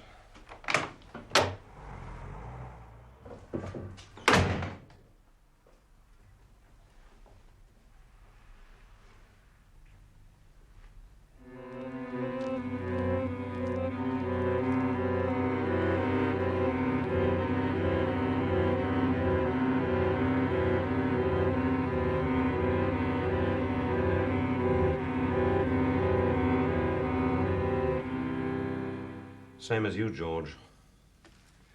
Just a feeling. Someone, but I couldn't say for certain. I covered both of you right to the front door. If either of you did have company, he's cleverer than me. Let's be known. Do you have anyone particular in mind? Shall I go down to pavement level, take a sniff? Well, proceed? Yes. Right. Now, the Minister has one major worry. In his own words, how much porcelain gets broken at the end of the day. Scandal he's talking about. If we unmask the mole, are the Russians going to cut their losses by telling the press of the world how they've made fools of us all this time? I think not. If you make your enemy look stupid, you lose the justification for taking him on. Yes, I've told him that, George. So isn't his mind at rest? He hopes there'll be nothing messy, George. Nothing that could provoke Moscow. But proceed. Heavens, yes. Clean the stables. Problem, flush out the mole. Method. We need to alarm him just sufficiently to make him call for a crash meeting with Polyakov at the safe house. A meeting Gerald the Mole needs all to himself, secret from the rest of the witchcraft magic circle. There are two of them, and Alaline. You've definitely cleared Esterhazy. Oh, yes. Thank you. Carla really did bring off the perfect fix for a while. It would be beautiful in another context. Tinker, Alaline, Tailor, Hayden, Soldier, Bland. Spot the mole. Quite. Ways and means, George. Ricky Tower will go to Paris. He'll make use of the appropriate embassy facilities to send a signal to the head of London Station. Something, something, something, which we'll now concoct. The message will be, have information vital to the safeguarding of the service. Request immediate meeting. Personal. Remember, vital to the safeguarding of the service. No mistakes, Ricky. Your head's on the block. Not the only one, Peter.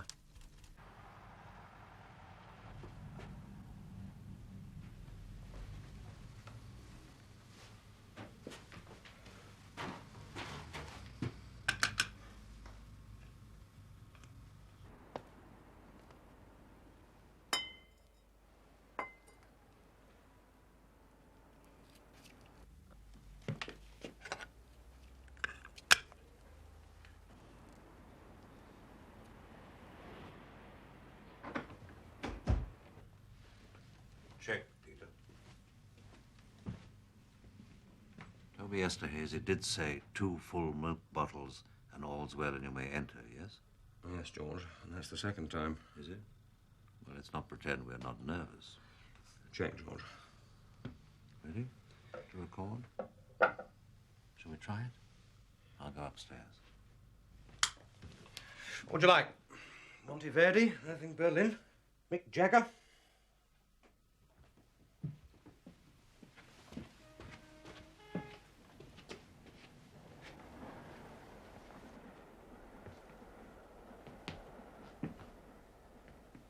This machinery, installed at great expense to the British taxpayer, is voice-activated. When I stop speaking, the tape will stop recording. See? Old Man River, that old man river. keeps rolling.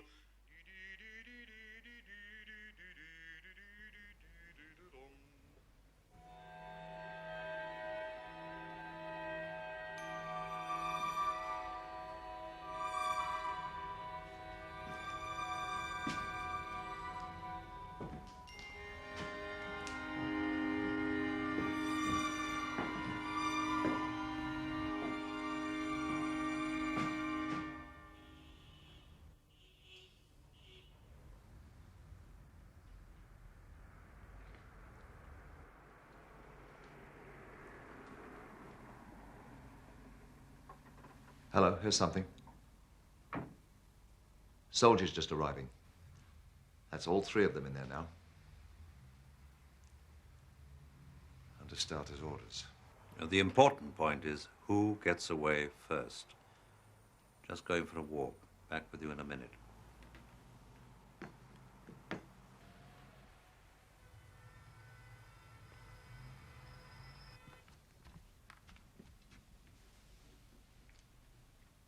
Peter? All clear? As far as I can judge, no promises. I think you should come down now. Proceed? Proceed.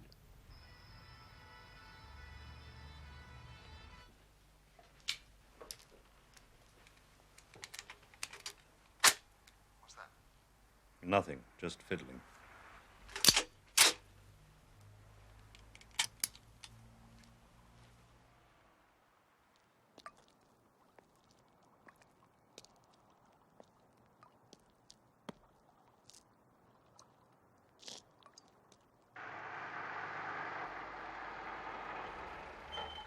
You there? Yes. Someone just leaving? Can't quite make him out. Called a taxi right to the door. Cheeky. Thank you. Join us.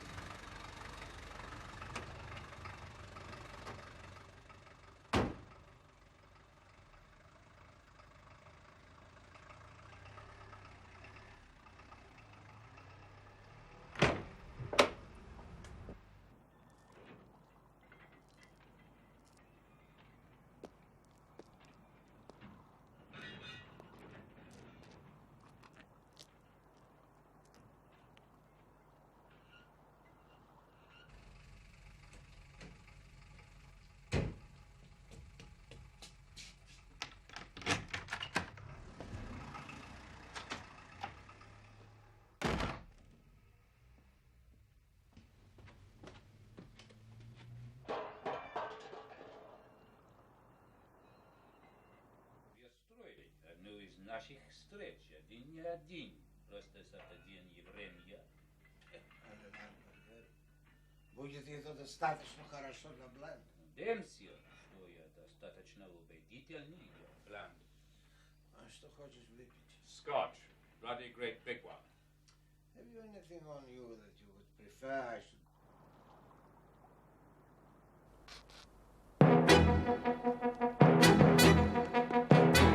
I go to Paris. He's not.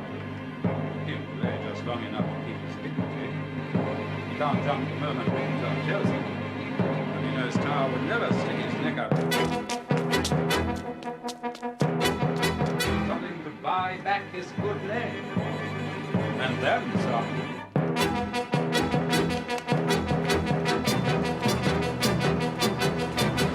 What it is.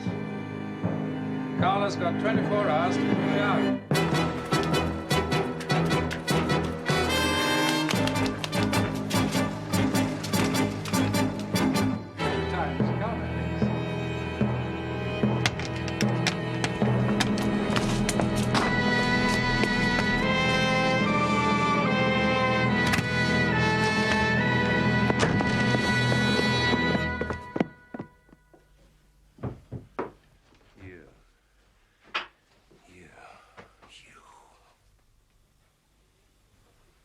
butchered my agents. How many since? How many? 200? 3? 4? Stop that! All right! Are you armed, Bill?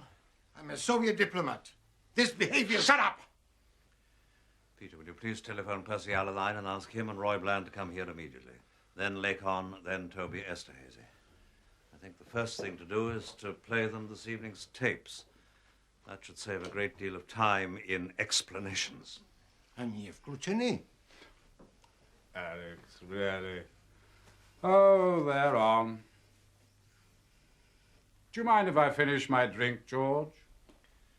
There was no one out there you noticed. Quiet as the grave. Very proper, George. Don't want anything irrelevant, do we? Very tidy, George. Allaline go to Paris? He's got to. He'll delay just long enough to keep his dignity. He can't jump the moment Ricky Tarr tells him to. But he knows Tarr would never stick his neck out like this unless he's got something precious. Something to buy back his good name. And then some. And you and I know what it is. Carla's got 24 hours to pull me out. The time has come, Alex. Well, that's that. Congratulations, George. Next step, gentlemen. Would you agree with me, Percy, that our best course is to make some positive use of Bill Hayden? We need to salvage whatever's left of the networks he's betrayed. Yes. We sell Bill to Moscow Center for as many of our men in the field as can be saved. For humanitarian reasons. Professionally, of course, they're finished. Quite. Then the sooner you open negotiations with Carla, the better. Well, you're much better placed to talk terms with our friend downstairs than I am. Polyakov remains your direct link with Carla. The only difference is this time you know it. It's definitely your job, Percy. You're still chief, officially. For the moment. Very well, George. Excuse me, sir. Mr. Gillam says, is it all right if the Inquisitors take Mr. Hayden away now?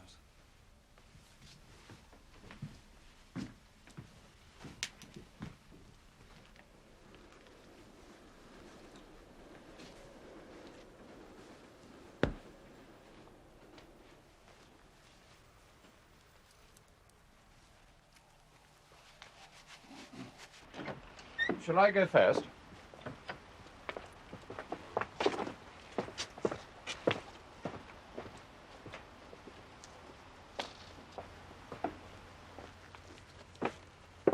All the best, Percy.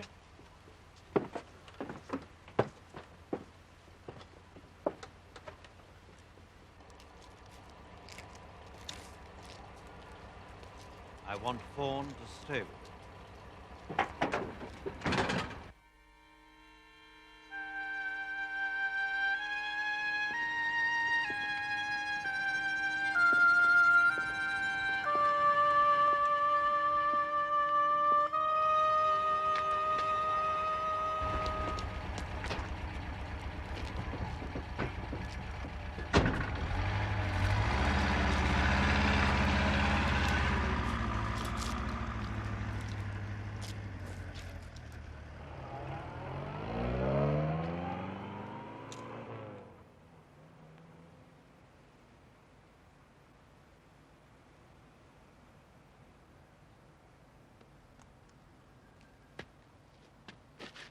I'm sorry about the assault.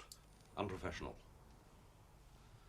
It was just that it would have to be Bill Hayden, wouldn't it? He was always our hero, in capital letters. I mean, for the younger lot. My kind, anyway. The antiquated English patriot. Never mind all the dirt we have to do. It's for England. The funny thing about all this, it's quite an effort now not to think of him with affection.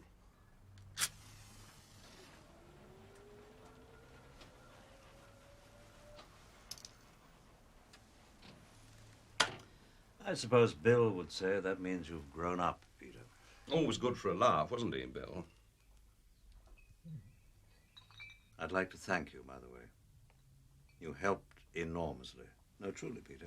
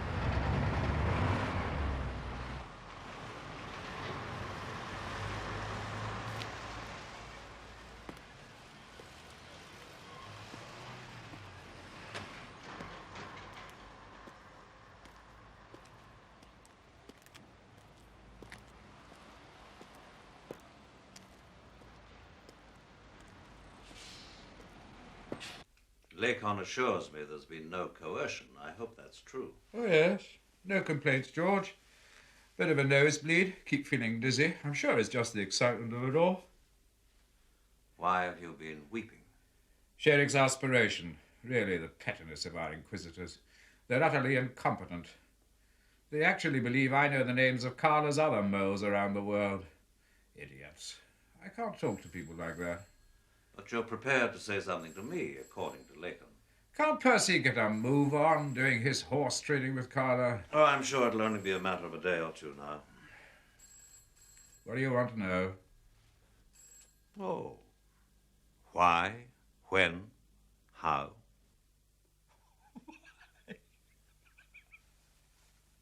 You ask that?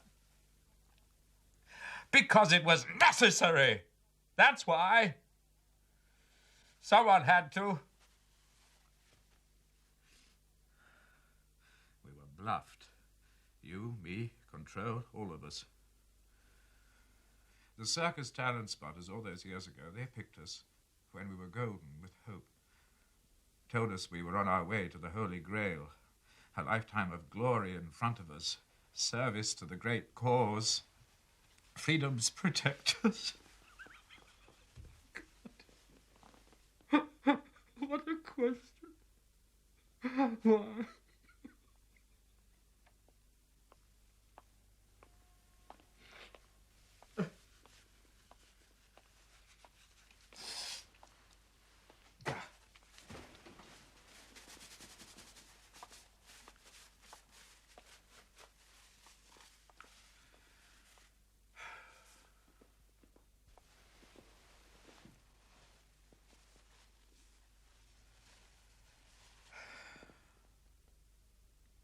Do you know what's killing Western democracy, George?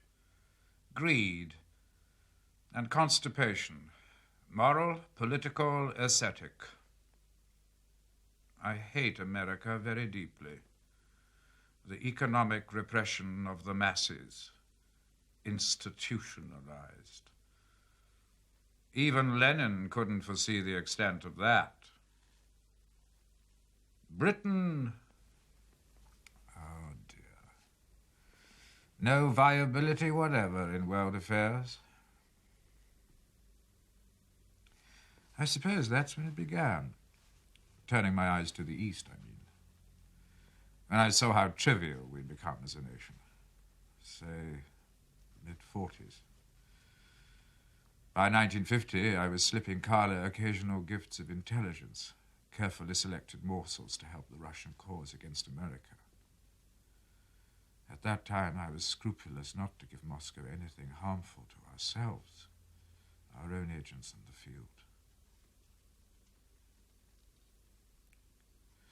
I still believe the secret services are the only real expression of a nation's character.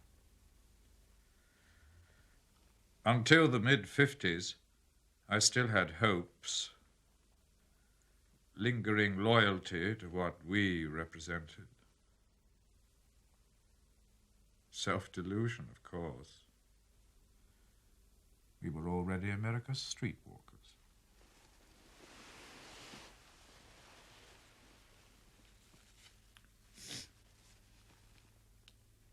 I was granted Soviet citizenship 12 years ago. They've given me a couple of medals. What medals? I didn't ask him. Does it matter? Quite a lot to Bill, one supposes. Possibly. We're going to get a bit more from him, I hope. I do hope so, George. He's right about the state of affairs down there. Slovenly. They don't even patrol the perimeter, day or night. I have mentioned it. The thinking on Sarat is that it should be as inconspicuous as possible. I'm concerned for Hayden's safety. Aren't you being a little overdramatic? The only place he can go to is Russia, and we're sending him there anyway.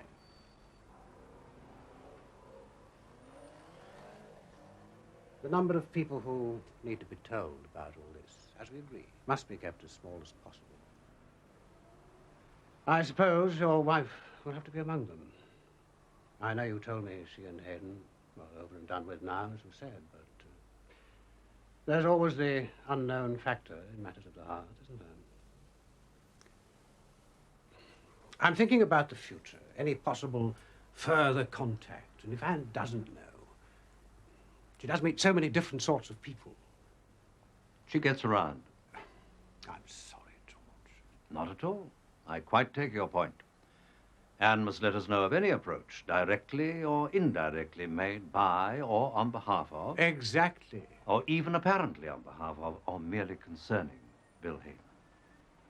Thank you. I was going to tell her anyway. You might call it balancing the books. Absolutely. You know, George, one thing perplexes me more than anything else about the mole conspiracy.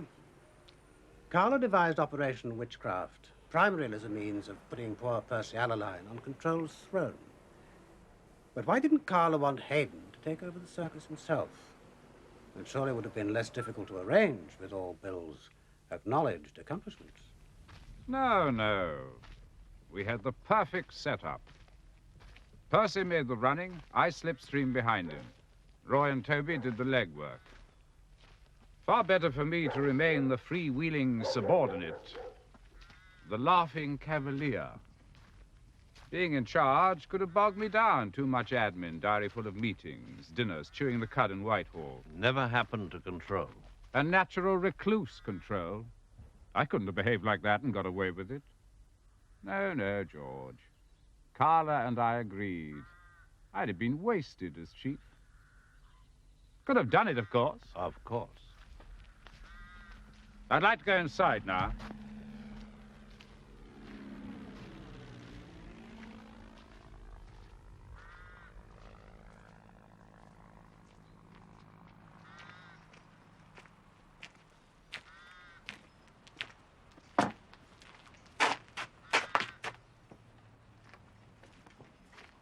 Some of that rain will be turning to snow.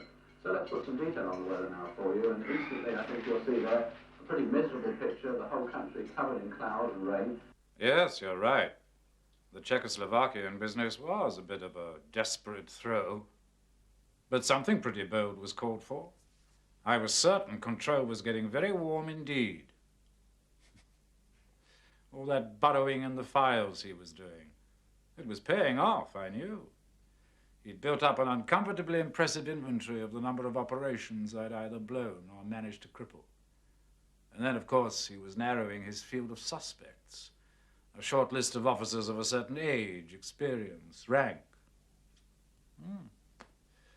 He did well, considering he was so ill. Surprised Carla. Was the offer of information from General Stepchek genuine? Good Lord, no. It was a fix from start to finish. Stepchek existed, of course. Still does. Very distinguished man. But he never offered anything to Control or anybody else. Did you expect Control to send Jim Prideaux?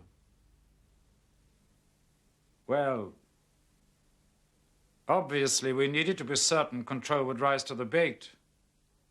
We had to spell it out that he'd got to send a big gun to make the story stick. And we knew he'd only settled for someone outside London Station. Someone he trusted. And someone who spoke Czech, of course. Naturally. It had to be a man who was old circus. To bring the tempo down a bit. Yes, I see the logic of that. It was perhaps the most famous partnership the circus ever had. You and Jim, back in the old days. The iron fist in the iron glove. Who was it who coined that?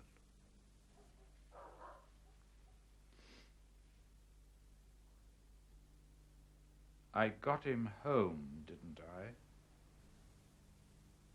Yes. That was good of you.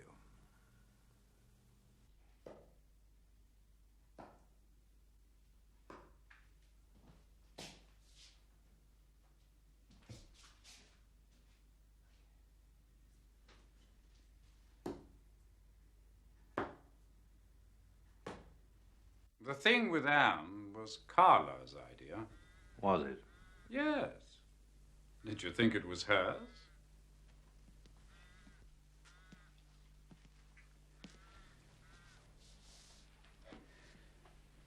The point was, Carla always thought if there was a threat, it would come from you.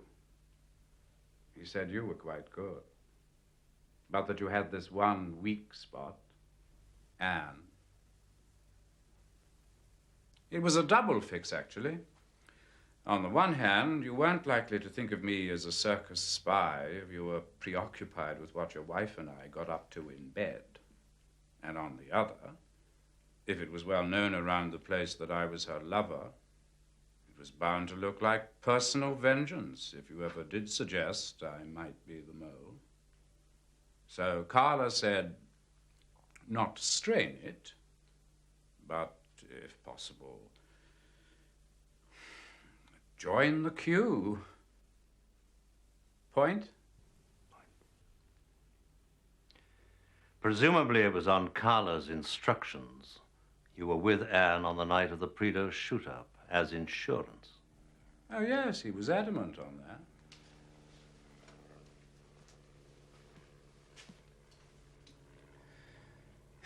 They tell me I could be away tomorrow, or the day after at the latest. Can you make sure any mail gets forwarded from my club? Oh, and the balance of my salary, of course. I will. Anything else? Oh, yes. Nearly forgot. You got a pen somewhere?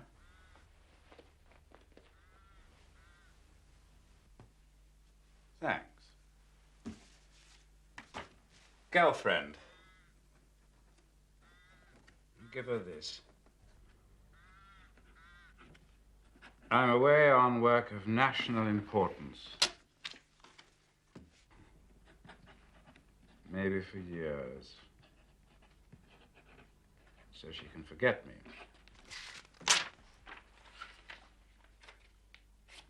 And I can't take her with me, can I? Even if I could, she'd be a bloody millstone.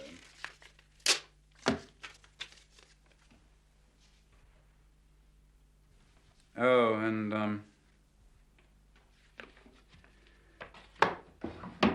there's one particular boy. A cherub, but no angel. Haven't seen a lot of him. You better give him a couple of hundred. Can you do that out of the reptile fund? I would think so. Good. Oh, God, I'm tired. My pen, please. What? Oh. Certainly. Sorry. Thank you.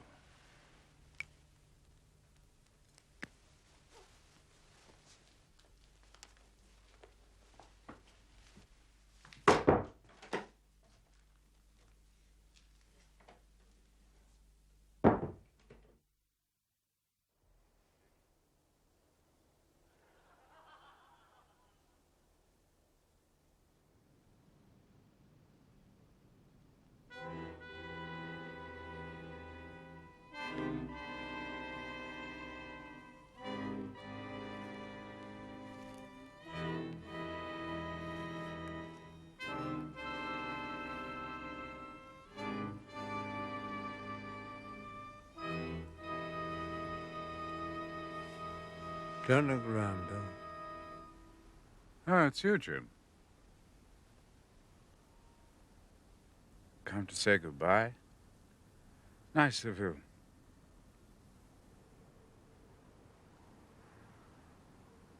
I'm glad to see you haven't lost your touch. Must be in pretty good shape. Why did you get me back? I couldn't leave you rotting in a Czech prison. Russian.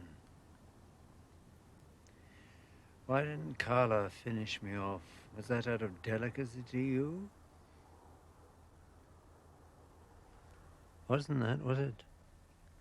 You both thought that a corpse might create a lot more fuss than just another repatriated harmless cripple, didn't you? The shooting wasn't part of the plan, Jim. No, not the shooting. But everything else.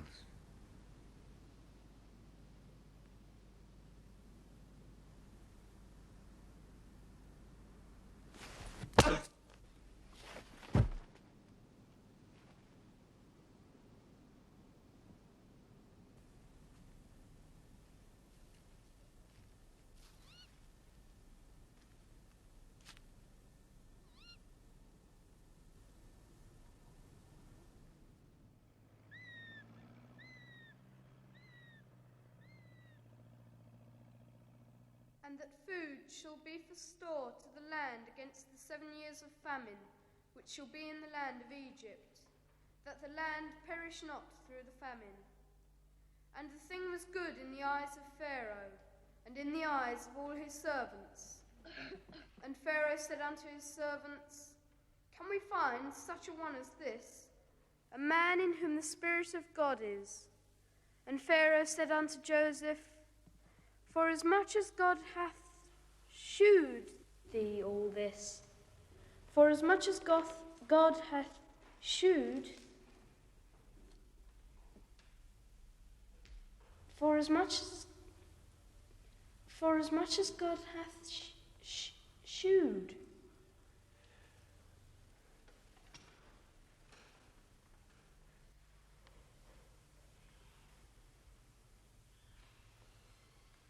For as much as God hath showed thee all this. Forasmuch as God hath showed thee all this, there is none so discreet and wise as thou art. Thou shalt be over my house, and according unto thy word shall all my people be ruled. Only in the throne will I be graced.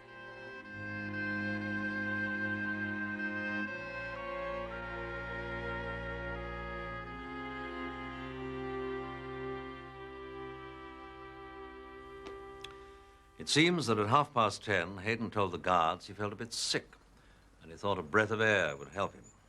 Because his case was now considered closed, They saw no reason to tear themselves away from some horror film that had just started on the television, and they let him wander off. Half an hour later, they thought they'd better go and look for him. He'd received no letters, messages during the day. I was the only outsider to see him. But his suit had come back from the cleaners. Possibly a message was concealed in it inviting him to a rendezvous. The guards had not inspected the suit before giving it to him. I'm afraid that doesn't surprise me. Any comments, anyone? Well, if someone went to the cleaners, said he'd lost his ticket, and could he look through the stuff ready for collection? That's one way. Would the Russians kill Hayden?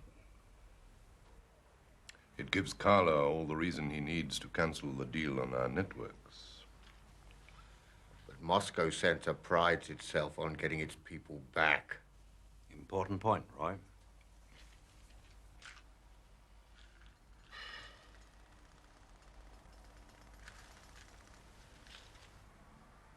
Well, who then?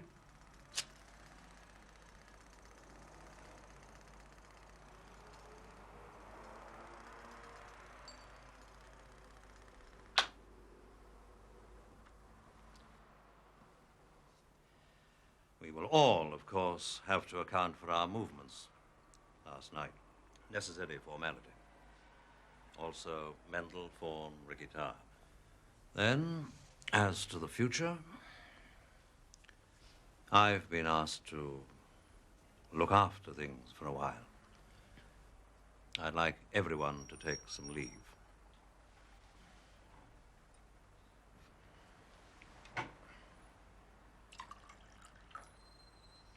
And afterwards, there'll be some redeployment.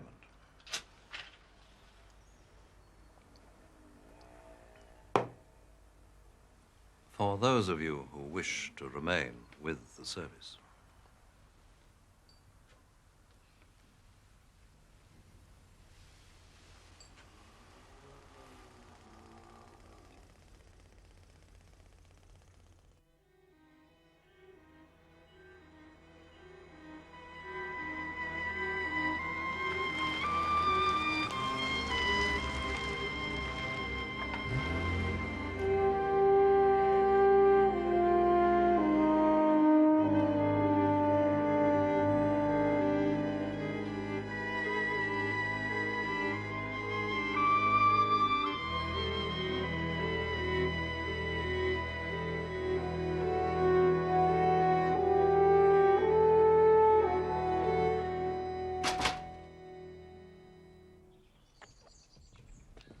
George.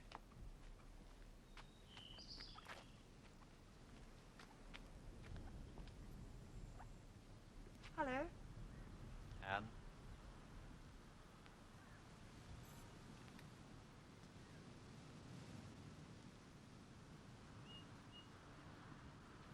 Just the same.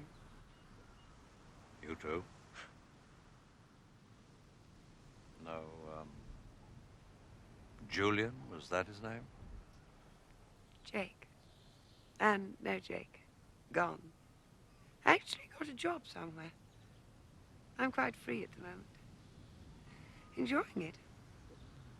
Uncle Guzzleguts is away too, Madrid, so I've got the house all to myself. I brought you this. It goes, Oh, George. Very nice of you. Well, what's been happening? How have you all been?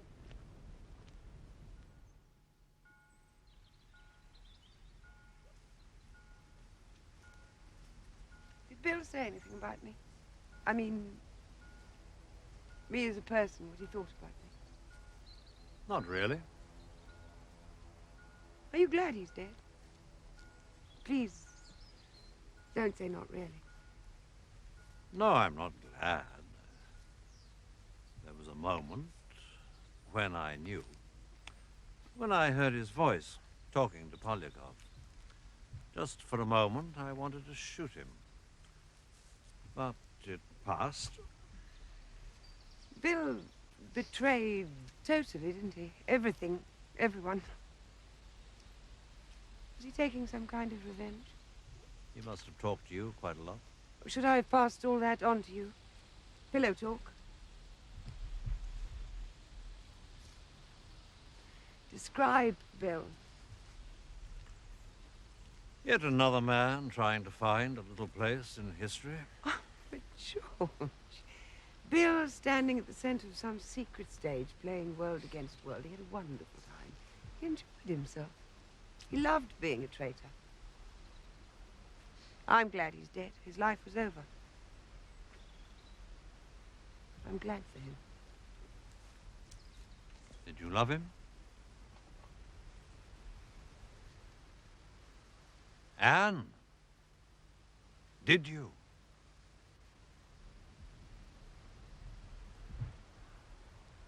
No, George.